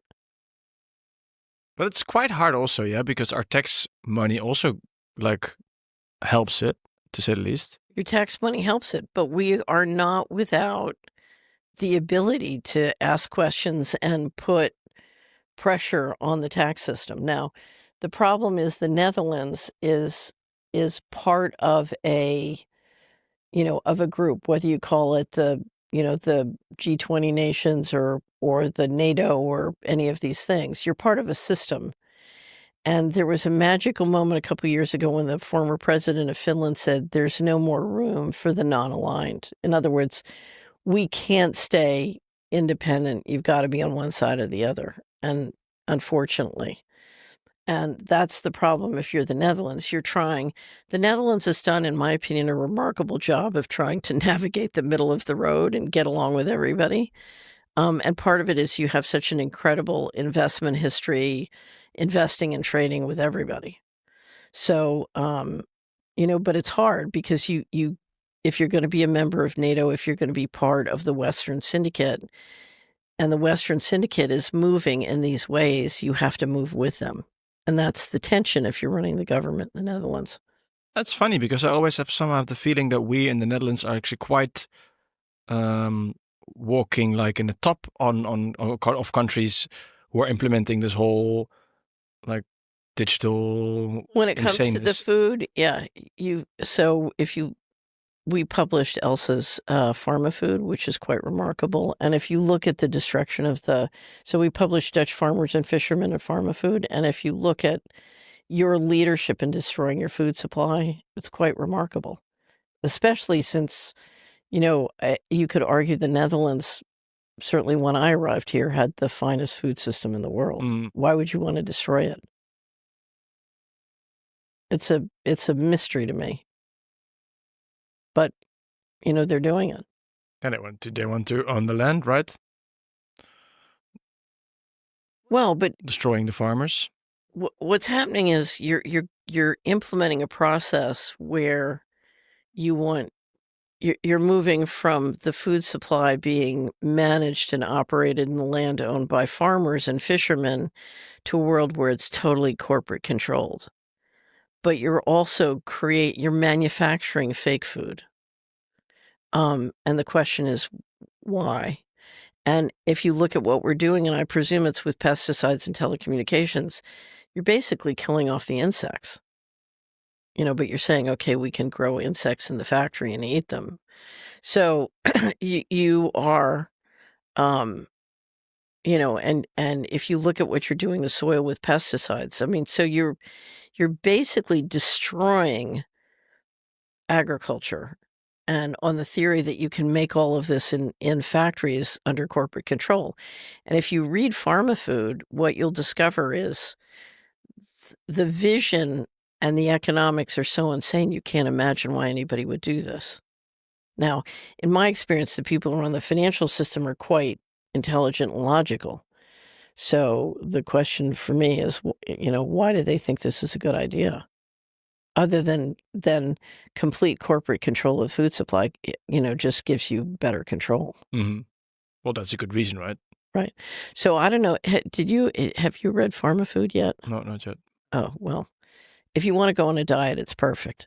So I'll never forget when Elsa gave us the first draft. It was the only time in my life that I couldn't finish something in one sitting because it was so upsetting.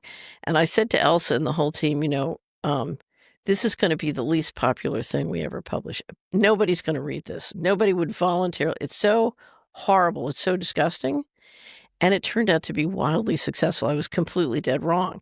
And the reason was best described by one subscriber who wrote me, and she said, for 20 years, I've been trying to get my husband to go along with buying local food. And he said, no, it's too expensive. It's too complicated. It's too hard.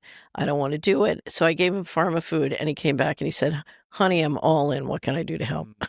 So the fresh food people used it to market, and it was wildly successful and very popular.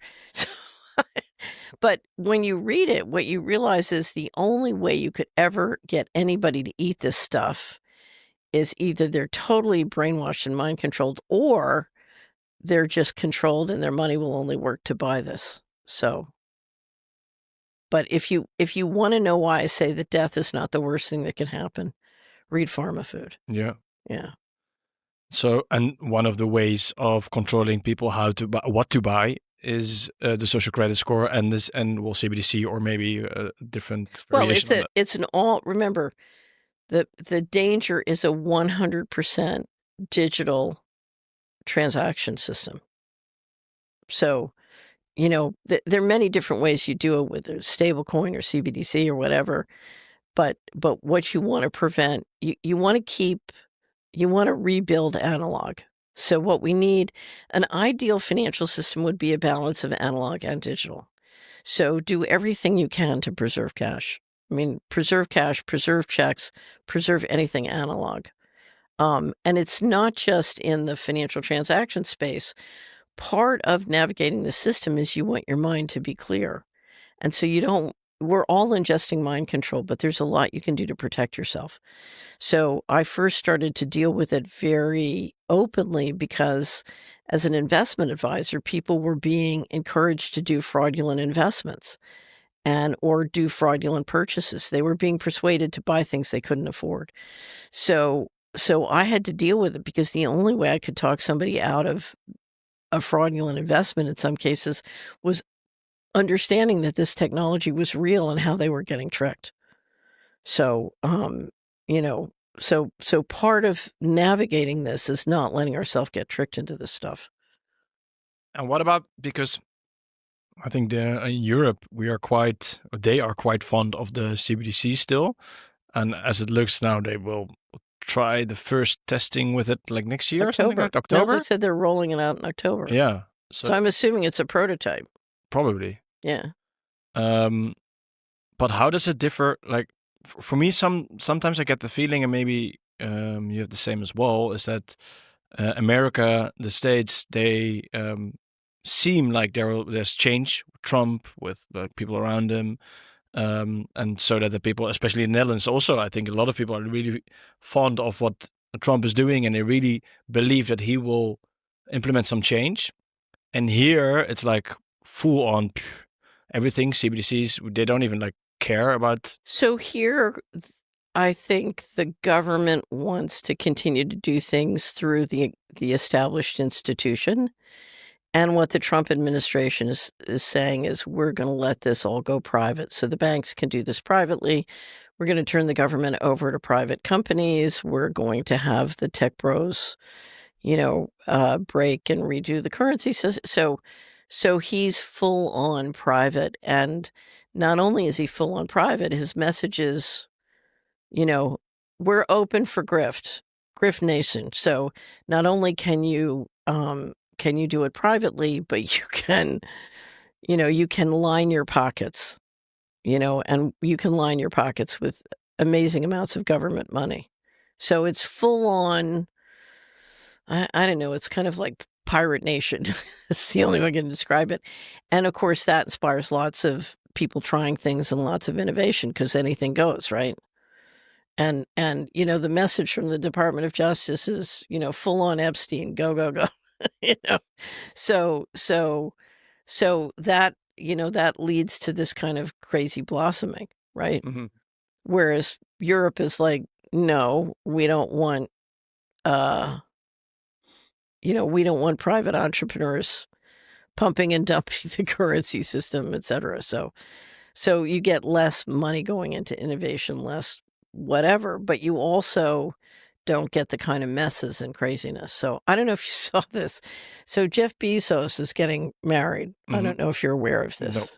So he, the New York Post, I wasn't aware of this, but the New York Post put up a video 2 days ago saying, they live streamed for 2.5 hours, the boats bringing in Bezos's guests to the wedding. And then the next day there was a video that a dummy doll of Bezos had been put into the canals, and an announcement that Bezos is now moving the wedding because the protests in Venice have been so great. And, so what I see is, you have a population who is really getting very angry about billionaires because the clear message is the billionaires didn't become billionaires. Many billionaires did not become billionaires because they worked hard and were smarter and lucky. They became billionaires because they were better at stealing government money.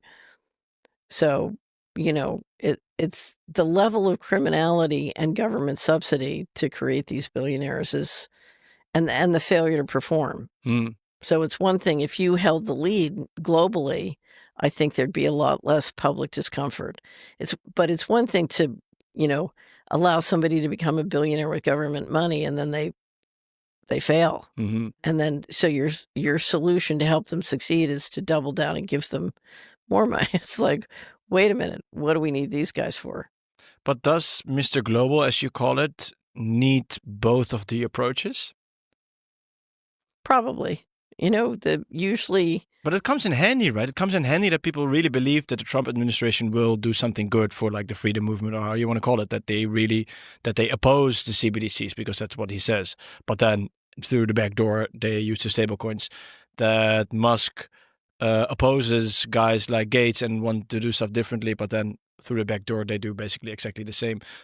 You know, is it like a facade to make us believe that there's coming some change from those guys? So,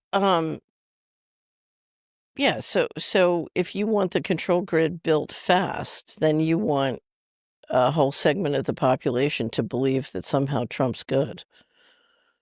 So it's just another gaslight. And so it was just somebody just sent me a report on a meeting in the heartland, and a couple showed up there, not hilarious report subscribers because they hate what Catherine says about Trump. So, oh no, I mean, every 4 years I go through, we go through a purge of people basically firing us because they hate what we're saying about some member of the Uniparty. And but I hate to say this, we always turn out to be right. So Yeah, and I think now it's obvious, but it's also super well engineered and well played at the same time as well. I have to tell you, the marketing of the Trump group on the control grid is absolutely first rate. Right. I don't know who's doing their PR. They're doing a great job.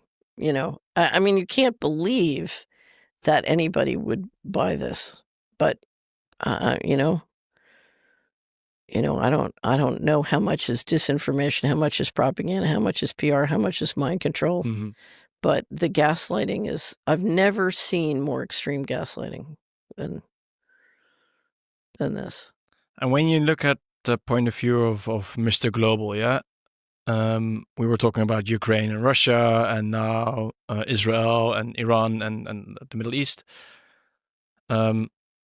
Because we did some podcasts the last couple of weeks. There were also, because there's so much going on now in the Middle East, about the Middle East, and also about Russia and Ukraine. And at one level, I can see that they're fighting and differences, but at the same time, I always believe like it's also some kind of theater as well. That Absolutely. behind the scenes, they all want the same goal, basically. So, well, there are many theater aspects. Let me just bring up something because, it's always hard to, as I said, we do these quarterly analysis, and it's always hard to decide, okay, what's going on that's really important. And I think one of the things, one of the most important things happening right now is basically the genocide in Gaza. Because this is the world's first live stream genocide. And, Rwanda was not, as far as I know, live streamed. And this is live streamed. And, Harvard just came out and said that I think the death count, they have up to 362,000. And I can't believe it's not much higher. And one of the first questions I asked on June 13th when Israel attacked Iran was, is the goal here to distract from, the last push to exterminate these people? Because you've now got a real famine situation. And you can get, Israel announced it was going to be 2-week war in Iran. In 2 weeks, if you're in famine condition, you can get a lot of die-off. And our reports from the Middle East, and I'm trying to confirm them, so I don't know if this is true, was that as soon as they started to attack Iran, they turned off the lights in Gaza and started bombing. So, my question, because this is absolutely extraordinary that the world would let this happen.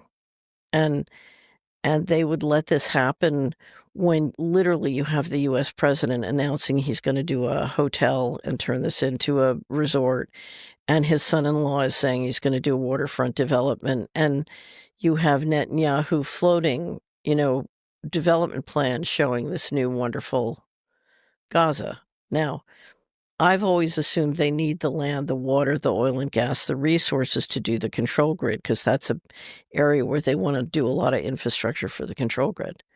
But you're literally saying, okay, we want the land, we want the oil, we want the water, so we're just going to exterminate the people there and take it. And not only that, we're going to cut all of the surrounding countries in on a piece of the action. We're going to cut the president in on a hotel. We're basically going to have everybody making money on killing these people and taking their stuff. And there's a wonderful article that someone published last year that we keep bringing back. It's called Gaza is a Method. And it's what it was saying is, look, you've used the Palestinians to prototype the 15-minute cities. And now you're using them to prototype the land grab. And if we let this happen, it's going to come, this is not going to stop here. If we let this go down, it's going to keep happening around the world, because this is not a one-off situation. This is a prototype. And that's why the Palantir technology is relevant.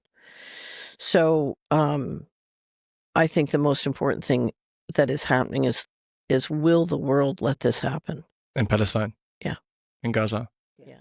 Because the message is going to be, okay, if you look at how we're controlling and you look at how we're propagandizing or we're mind controlling, we can now get away with this. And if we can now get away with this, then we can roll this out worldwide. And if we let this happen, this is coming. I also read that the whole occupation of Gaza and is also to test the lavender system as well. Right. So they've been developing and building, and yeah. So Mr. Global is a prototyper. He's always prototyping. And I think whether it's the extermination or the lavender system and the 15-minute cities, I think this is all a prototype. And that's why, we have to understand, if it can be done to one, it can be done to everybody. It's funny, if you look at sort of who we're dealing with here, a lot of those people were very present in my litigation with so I made the mistake of trying to stop the mortgage bubble. And so I was trying to stop all the corruption in the mortgage system in the U.S. And if you look at who came after me and what that fight was about, there are tremendous parallels with who's doing this. And it was funny. I remember saying to my general counsel way back then, crime that pays is crime that stays. If we don't stop it now, it's just going to spread. And now I'm literally watching, the same syndicates destroy the world. So it did spread. Don't you think it's, for me, like, this is where I can't really wrap my head around yet. The fact that there's so many pro-Palestine news, well, not since Iran, but before that, the mainstream media was reporting actually quite in the Netherlands. I'm not sure how it is in the US, but in the Netherlands. And people were really getting more pro-Palestine. Actually, the people on the left are getting more pro-Palestine, and the right, whatever that means, are always pro-Israel in this case. And the sentiment is changing a little bit. It's changing. So right before Israel attacked Iran, you had the Financial Times come out critical of Israel, because if you look at Israel's excuse for exterminating the Palestinian people, they never said, we want the land, we want the oil and gas, we want the water. They said, oh, we're having a war with Hamas. Now, you don't have snipers sit and kill children systematically to take out Hamas. I mean, to me, it's just, the whole thing is ridiculous. But what was happening was there was a significant turn against Israel from traditionally supportive sources. So to see the Financial Times, and there were others, but that was the one I really said, okay, Israel's got a real problem now. And so one of the questions, these kinds of events always stack functions, was one of the reasons they went to war with Iran, to distract. And could the distraction be to distract against, because the problem with the Financial Times and these various people turning against you is, you started a process, and the process won't work unless you go all the way, but you're in the middle of the process and you've got to finish it off. And if they're all turning against you before you finish it off, how are you going to finish it off? Well, a war with Iran would be the distraction you might need to finish it off. And as I was asking a question earlier as well, from the Mr. Global point of view, isn't the leader of Iran and let's say Putin or aren't they all playing the same game? Well, it's a little bit like Wall Street. They're competing and they're cooperating, so um, I think the US really I think if you take the British-Israeli-US alliance, they really did wanna implode Russia again, and they weren't able to, and I think that was a real tension. Now, I'm not saying a lot going on there isn't theater, but, and Putin, it looks to me like Putin has gotten help from the West. The $64,000 question to me is the Russians were able for the first time globally to beat the US hybrid warfare strategy. And the question is how? How did they do it? And that's, were they able to stop the electronics from going into Russia? Are they able to keep the Lavender system out? Are they able, how did they beat the hybrid warfare? I don't know that yet. And that's what they because basically they played in Ukraine, they played a conventional game. The US was planning on hybrid warfare, and the hybrid warfare game failed. They couldn't pull the rug out from under Putin. But the West needs uh, a Putin kind of guy, right? Because without him, without the threat of a Putin or a Xi Jinping or I don't care who, or in the Middle East, like the bad Muslims. Right, so they need a boogeyman. Yeah. But it could have been somebody else. I mean, I think they would much prefer to implode Russia, than need a Russian as the boogeyman. There is, I will say this, the hatred of Russia is very, very significant. And it's a sincere hatred. And, of course, the question is why. Yeah. Yeah. So, Russia's a real threat. Um, the city has always seen Russia as a real threat. So if you look at the history of how they destroyed the Tsar, or what happened in World War I, or what happened in World War II, the the Anglo-American alliance has been trying to basically brutalize Russia for a long, long time. It's a very ugly history.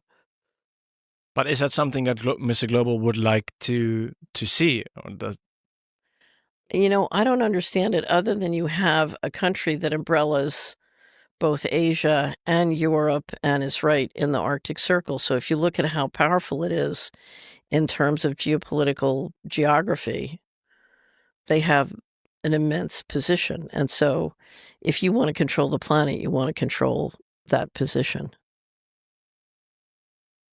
So that's Mr. Global wants to control or controls Russia as well. Right. Right. It already does.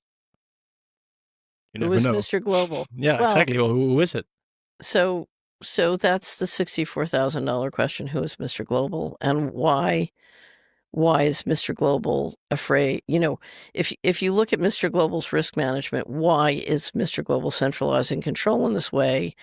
And what is it that Mr. Global is so afraid of? It doesn't, it's a mystery. And what do you think? So I think the planet is run by the representatives of intergenerational pools of capital. And I think they're very concerned about being able to manage that system.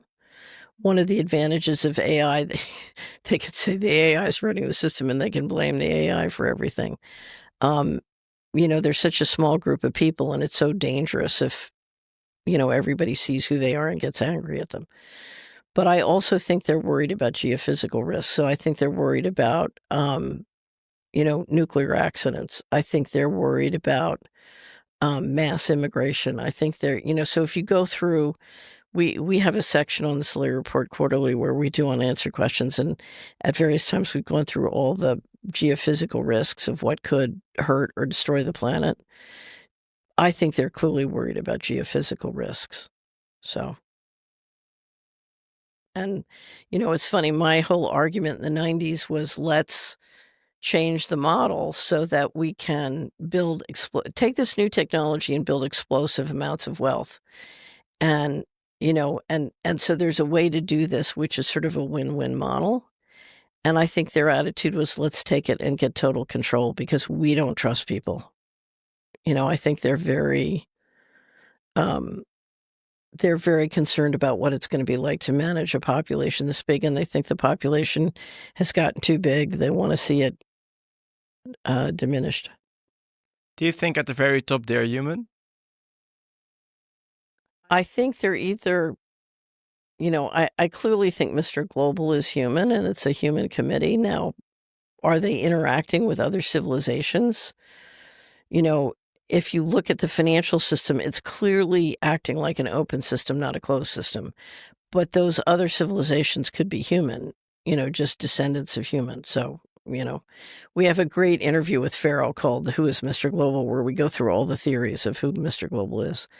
I do think that they are heavily influenced by the occult. So I would say that we are interacting with other dimensions. And this is much, if we are interacting with other civilizations, it is the dimensions that are having the biggest impact. And I think they are way over influenced by the occult. So I think there's a lot of, there's divine intelligence and there's demonic intelligence, and the demonic intelligence is way too important to them. They get too much power from it, and they're way too wrapped up in the occult. Is my take on things. Because that's when you start digging, then it doesn't take long for you to see, let's call them conspiracy theories, about satanic, demonic kind of Right. behavior in the elites. Right. So I just have to get this off my chest. Yeah. So I grew up in a world where the fundamental operating principle of building the future was conspiracies. We didn't call them conspiracies. We just, we would get together, we would make a plan, then we would sneak around and implement the plan, and you didn't tell anybody because, and most of them were legal. They weren't illegal, but conspiracies were how you got things done in this world, right? And they were beautiful things. We all wanted to be better at conspiracies than anybody else, okay? And so, I always considered myself a conspiracy foot soldier, and if you come to conspiracy, to Solari, we often say, don't ask if there's a conspiracy. If you're not in one, you need to start one. And I really believe that part of teaching people how to be powerless is to have them turn the word conspiracy into a pejorative. Okay? Because if you're not in a conspiracy, and if you're not implementing conspiracies, you're not in the game. It's like, get in the game. So, there at any given time, there are millions of conspiracies operating on this planet because that's how the guys who are running the planet build their future. So. Yeah, I can definitely see that. But yeah, but do you think it's true? That was the question. Do you think it's true that about the demonic, satanic kind of way how they run? I know it's true. I used to be inside. Of course it's true. Now, where it all comes from, how it all works, and what's going on now, I don't know. I'm out. Luckily. But, yeah. So I think by getting booted out, it saved my life. So I would have kept going to doctors. That would have killed me. So anyway, but, and I think, but if you look at each one of us in our lives, the question for each one of us is, are we allowing ourselves to have divine intelligence work through us, or are we allowing ourselves to be influenced or sold to demonic? So, and because the more we all permit the demonic into our homes and into our minds and into our lives, we give it food, we grow it. So. And that's also where the power lies, right? Yeah. Absolutely. So you went on Tucker a couple of months ago, maybe already? Uh-huh. How was that? Something, I had a blast. I had, I've always wanted to meet his wife because Tucker tells you that his wife is like the most wonderful woman in the world. And she is. She really, named Susie. And so we had dinner the night before. So a wonderful friend went to the same school they went to. So we had dinner and had a blast. And then we went and interviewed and just talked and talked and talked. And then my friends were staying at Tucker's house. I was staying in a local hotel. And so we went over and talked to him and Susie some more before we left. And I have to say, they're the most wonderful people. They're really, and they're very, everything is organized around their family. So Tucker loves his kids, he loves his family, and they've built their home, so they go back and forth between Maine and Florida, and they've built their home so their kids and the grandkids and so everything organizes around the family. And I think I think they're two people who really understand what's important in life. And I'm jealous because he figured out how to do what he does without using email, and I'd give anything to. so, and he reads enormous amounts of stuff, and he's got a great team. They have a beautiful team. So, for me, because especially when like the last elections with Trump, he was one of the guys who probably, I wouldn't say maybe got him elected, but probably has a good big role in it. Yeah. So but your message is completely different to what he believed or believes still, right? Right. Although, I've been watching some of the coverage he's done, like the interview with Steve Bannon, and it was really funny. There were some magical moments when I was talking to him. He said, when I was on Fox, I had to interview these people I didn't like. And now that I do my own thing, I can just interview the people I like or people I want to learn from. And I like it much more. And then because I think he's a very he's a nice person. Anyway, so there was one other thing, was it? Oh, I was talking about how the hardest thing in life is you have to look in the mirror and say, I'm the patsy. So I was talking about being the assistant secretary and not understanding the mortgage fraud. And then once I faced it, having to realize, I'd been tricked. And he said, you were tricked. I said it was a good idea to go to war with Iraq. So I think in the interview he did with Steve, he's talking about, I don't think it's a good idea. And he's really making a very brave effort to try and persuade the president to not go to war. So, and it wouldn't surprise me if it's that he was doing that because of what happened on Iraq. Now, there was one of the best articles I ever read on the Trump victory this time around was how Trump won the manosphere. And it was basically talking about how Trump did Tucker, he did Rogan, he did all of these podcasts and really appealed to the people who hate the DEI and all that kind of stuff. And that was sort of the culture wars where I think Trump did do a good job. And people are happy to have that turn.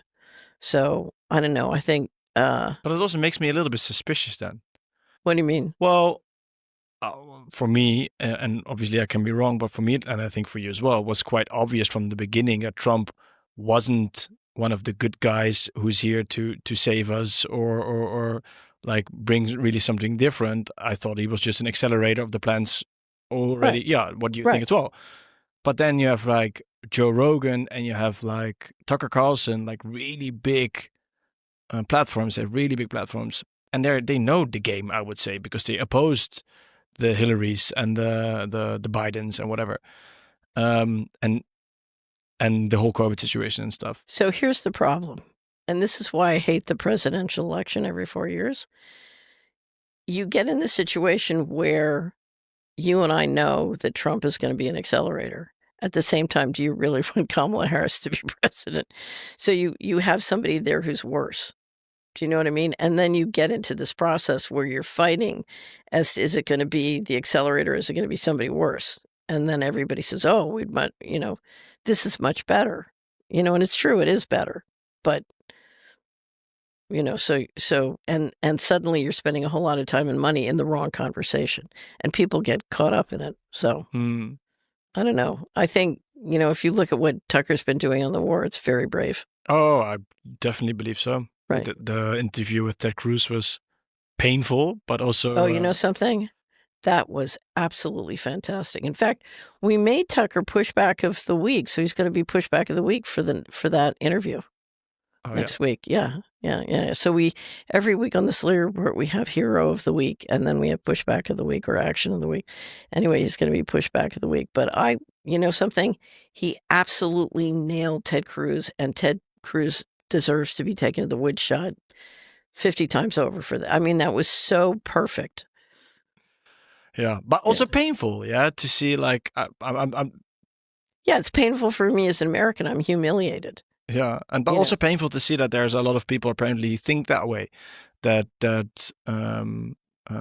think it's okay to do stuff that Israel does in Gaza because one of like a religious book says it's a good idea to do so, right? That for me that was so painful. Like, oh, that's the way people really think. That brainwashed, and maybe he's not even brainwashed and he just plays it really well. But I don't know what Ted Cruz really thinks, or if he does.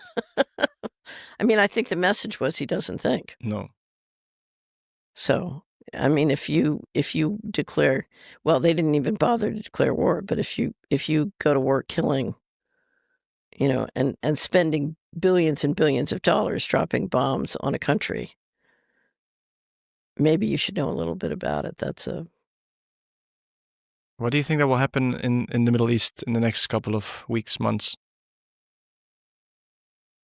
My expectation is, first of all, I don't think we know. I think the situation is very fluid, and the big question for all of us is how do you operate? How do you operate a business? How do you grow a family? How do you build a life in a world where everything is in flux all the time? And so we're in a state of perpetual flux, and we're going to be that way. But I think what's going to happen is you're going to start seeing. So Trump just announced it's fine if the Chinese buy Iranian oil. It's like no sanctions. What? So I think what you're seeing everybody cut deals behind the scenes, and they're all trying to figure out, okay, how can we cut the deals and keep the resources and money flowing so this all works for us. And so I think you're going to see a lot of deal making across all the different groups and sectors, and then you're going to see stablecoins roll out in the fourth quarter, and we'll see if it resuscitates the dollar or not. Just at the same time as they will start doing the CBDCs in Europe, right? Around this, so that's like also right. So stablecoins are just going to be private CBDCs, is what my expectation is. And you see a lot of these digital gold systems being marketed as well. But remember, the trick here is, you can make digital control work with MasterCard. You can make it work with your other credit cards. You can make it work with your bank. You can make it, and what you want to avoid is an all digital system. Stopping CBDCs doesn't do it. You can, if it's an all digital system, you can do the control grid. Wil jij ontdekken hoe je jouw leven radicaal kunt transformeren? Op donderdag 13 november komt Dr. Bruce Lipton, wereldberoemd celbioloog en auteur van The Biology of Belief, naar Rotterdam Ahoy voor een exclusieve livelezing. Unlock Your Potential. Tijdens deze avond deelt Dr. Lipton zijn inzichten over de kracht van overtuigingen, zelfheling en hoe jij je realiteit kunt beïnvloeden. Tijdens deze avond leer je ook hoe je beperkende patronen doorbreekt en de regie over je eigen leven terugpakt. Heel nodig in deze tijd. Let op, de kaartverkoop gaat super hard. Dus wil je deze kans niet missen, ga dan nu naar events.that'saspirit.nu en verzeker jezelf van een plekje nu nog kan. Ik hoop je daar te zien. I know we talked about it last time, but I think it's really good to at least talk about it today one more time. It can be short as well. Like we were talking about the stablecoins, but then a lot of people who see that the stablecoins are doing this or are going to be used for this goal, they will say, but then we all have to use Bitcoin because Bitcoin is the solution for all our financial problems. You can use Bitcoin to do it. You can use Bitcoin to do it. Now, if you look at what the plans are for Bitcoin, they're clearly planning on pumping them. And I think they want to use Bitcoin to essentially engineer the land grab in the United States.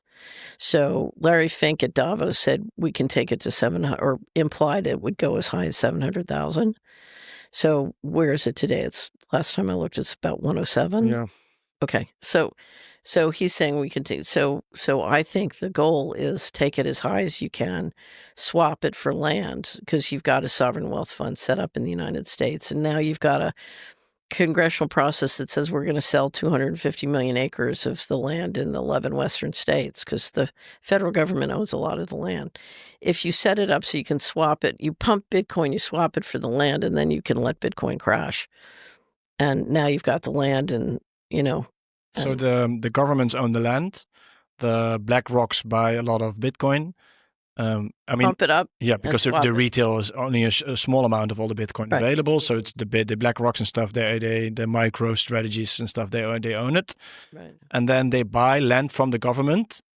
They swap it. So they swap the Bitcoin for land because Trump has created a Bitcoin strategic reserve. And here's the problem. So Bitcoin is fundamentally a Ponzi scheme. That's what it is. And it was initially designed to be a payment system, but it got hijacked. So, and we have a great interview with Steve Patterson, who is the co-author of the book with Roger Ver called Hijacking Bitcoin. And it explains how it got converted into something that's basically an asset play, which is a pump and dump. But a Ponzi scheme only works if you have new money always coming in. So you need new money coming in.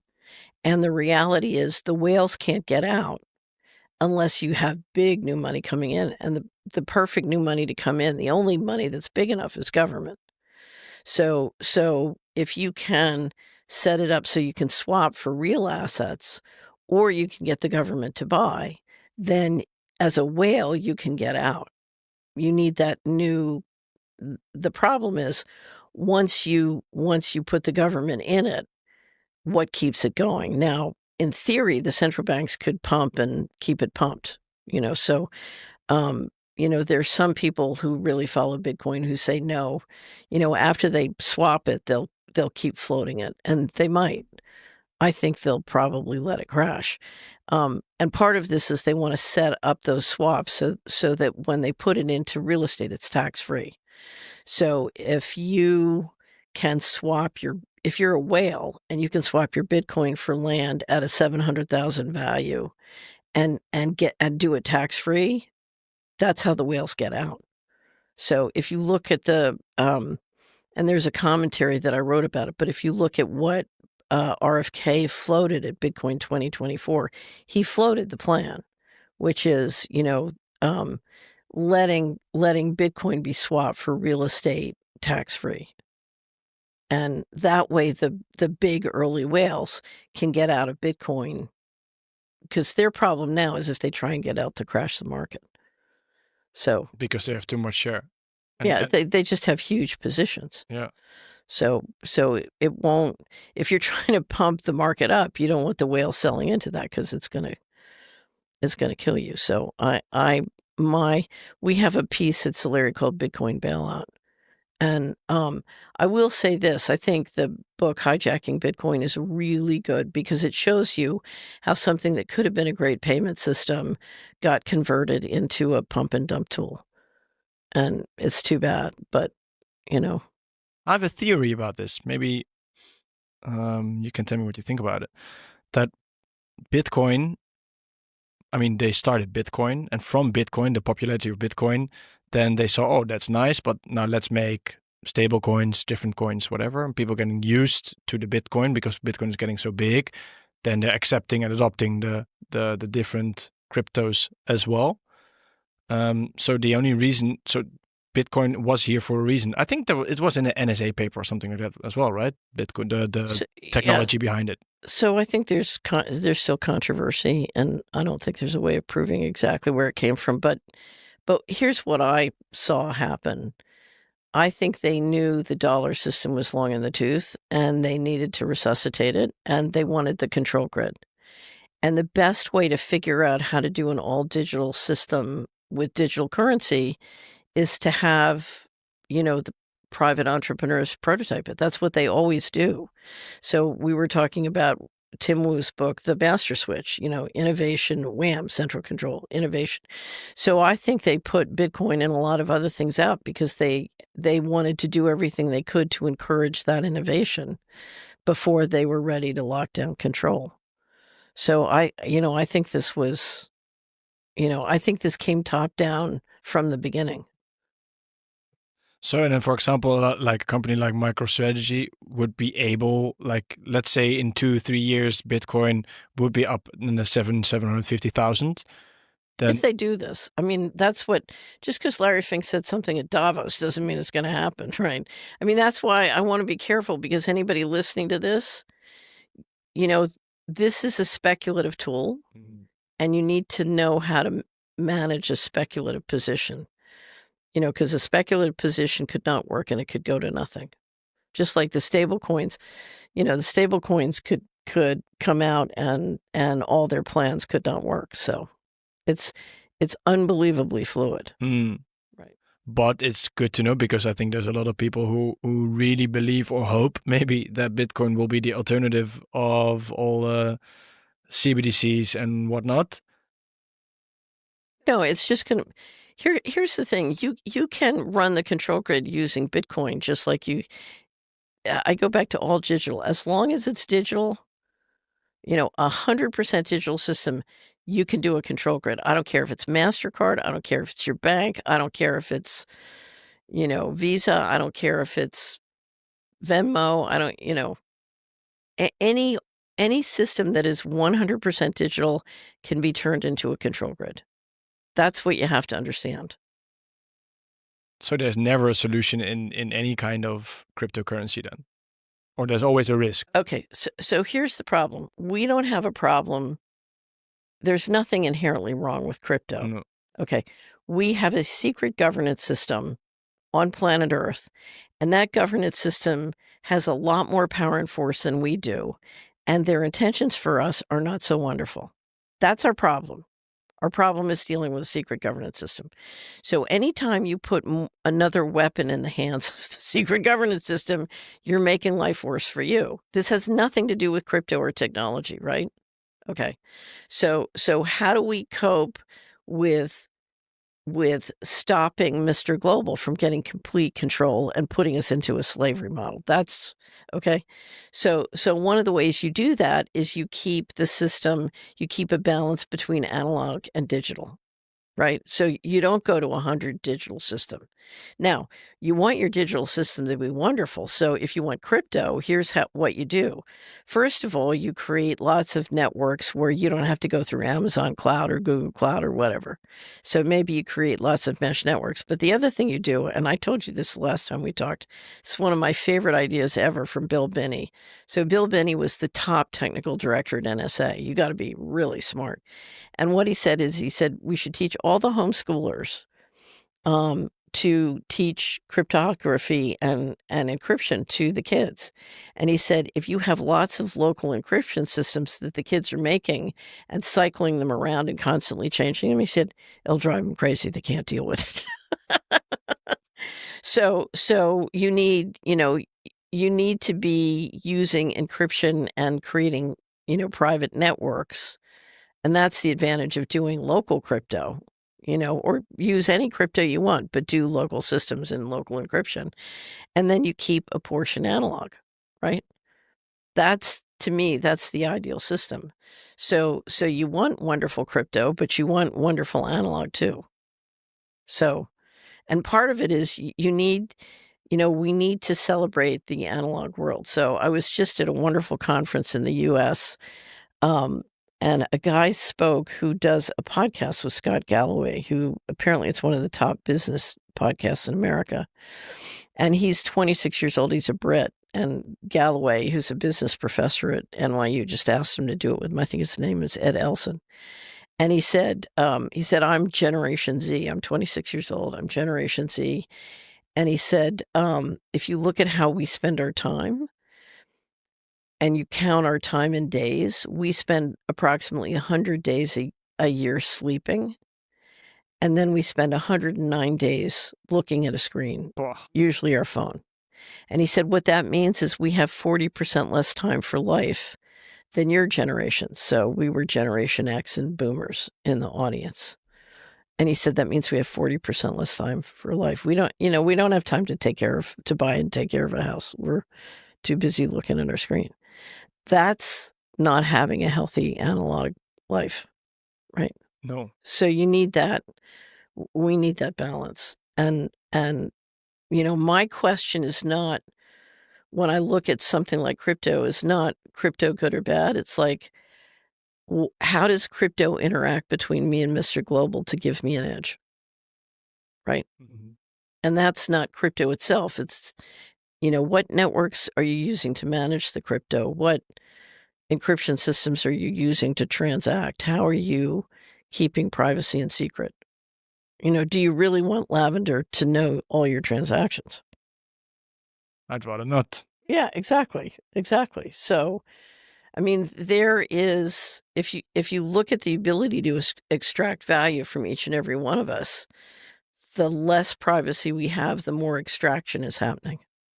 But look at how much time of our lives are being wasted to screens and to distractions. Like imagine people using that time to create like a different storyline, create like something completely different. Wow, that would immediately, well, not maybe not immediately, but it will So, change the change coming from that. so one of the things we have at Solari, we have a building wealth curriculum. And in the building wealth curriculum, we have something called the learning plan. And it's to get particularly young people to focus on, what is all the knowledge in the world and what knowledge do I want to go get? And how do I use my time to get it? And one of the things we encourage people to do as part of that is a time budget. Because if you think inflation hits your money, inflation hits your time even worse. And right now, in this period of flux, with everything in flux, the system is going to start stealing and clawing at your time. And so thinking strategically about where am I going to use my time? How am I going to use my time? There's nothing more important because time is going to be your precious resource. That's when I get like also hopeful at the same time as well when we talk about stuff like this. Is that okay? When you only focus on Mr. Global and what they're doing, what they're trying to achieve. You want more water? Yes, please. Then you can get like it can get dark. But then at the same time, if you see how much, thank you, how much space there's still left for us to improve and do better, that's also insane. So if you don't get tricked, if you don't go for the gaslighting and you capture your time. So we had a quote that we just did an interview on mind control with Josh Dahman, which is amazing. And we had a quote from an Italian revolutionary. It said, "The new has not yet been born. The old refuses to die. Now is the time of monsters." And that describes where we are. And so what we need to do is build the new. Now, it's very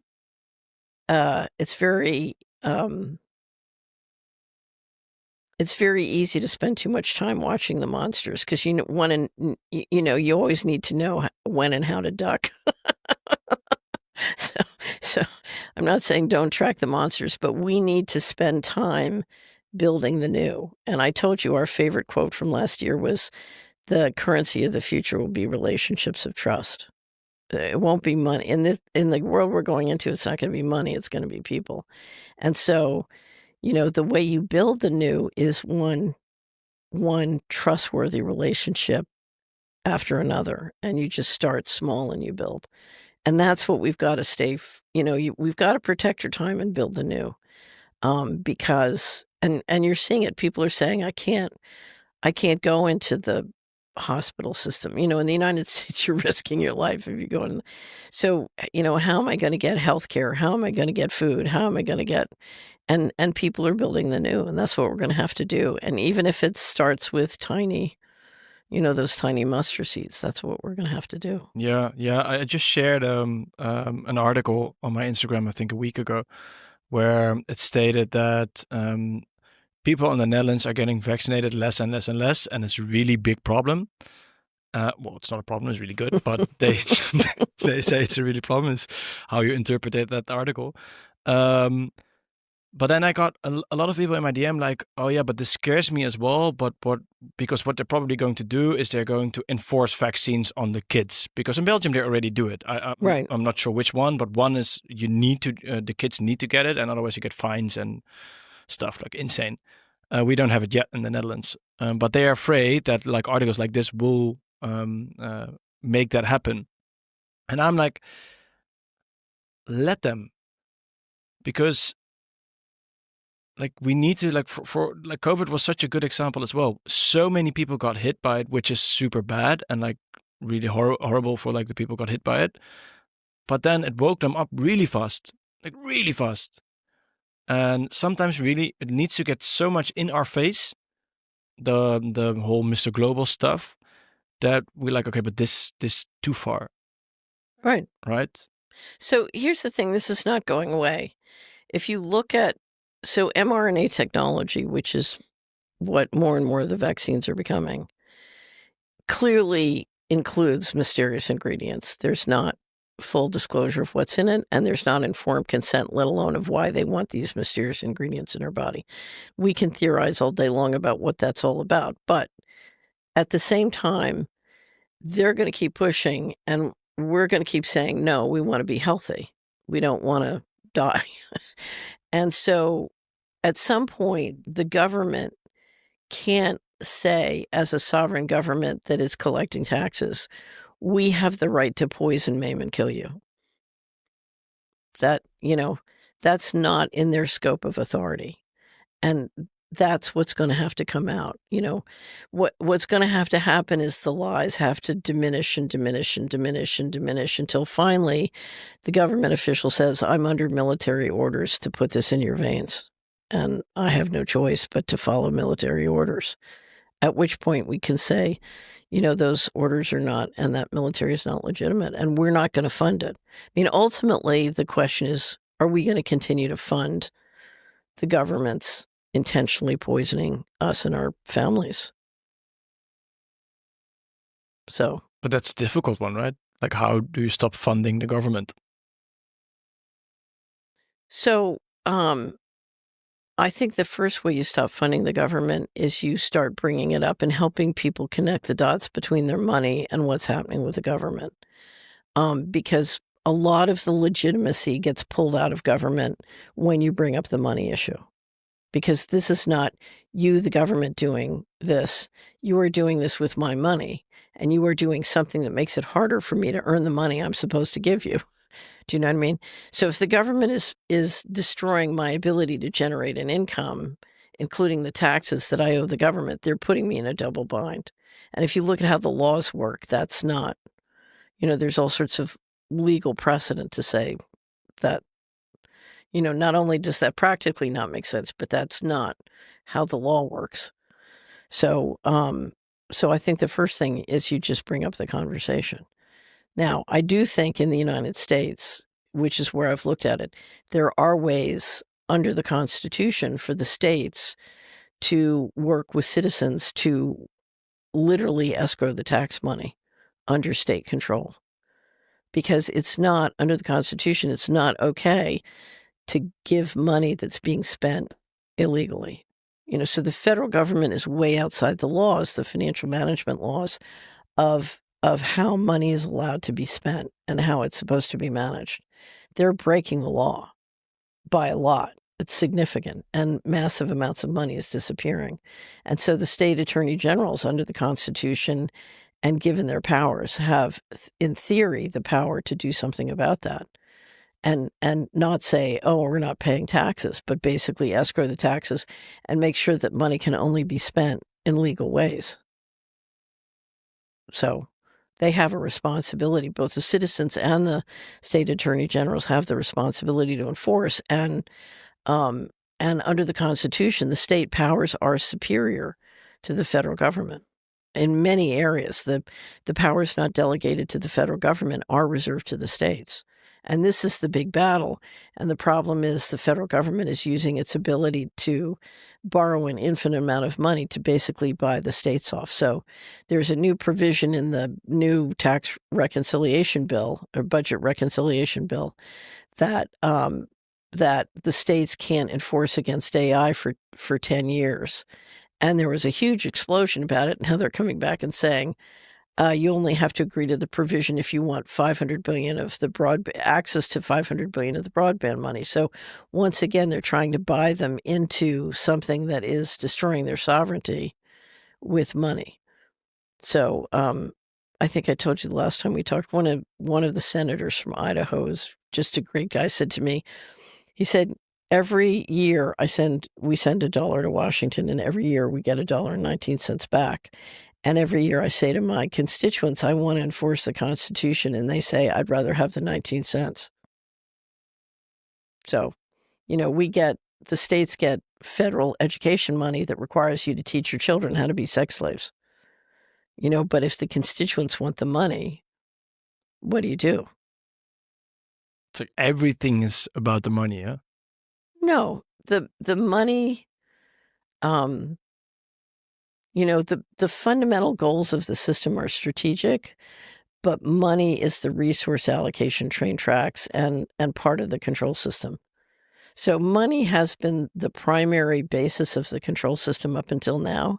And the reason they want to go to the all digital control system and the kill control grid, is it's not enough. It's not going to be good enough to give the kind of complete control that digital technology will now allow. Isn't China already quite far in the whole CBD? They already use CBDC, yeah? They've used CBDC, but it hasn't really gone. So I don't think it has a major adoption yet, from what I know. And I've gotten reports that somewhat they've backed off of the social credit system. It was far from perfect, but I think they're under very tight surveillance and control.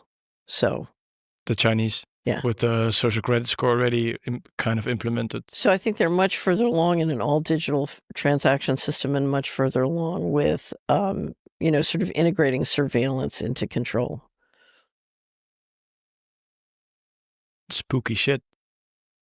hmm Now, what's interesting is a lot of entrepreneurs have told me they feel far freer in China, but I'm not sure I believe them because so many people want to get out and come to the West.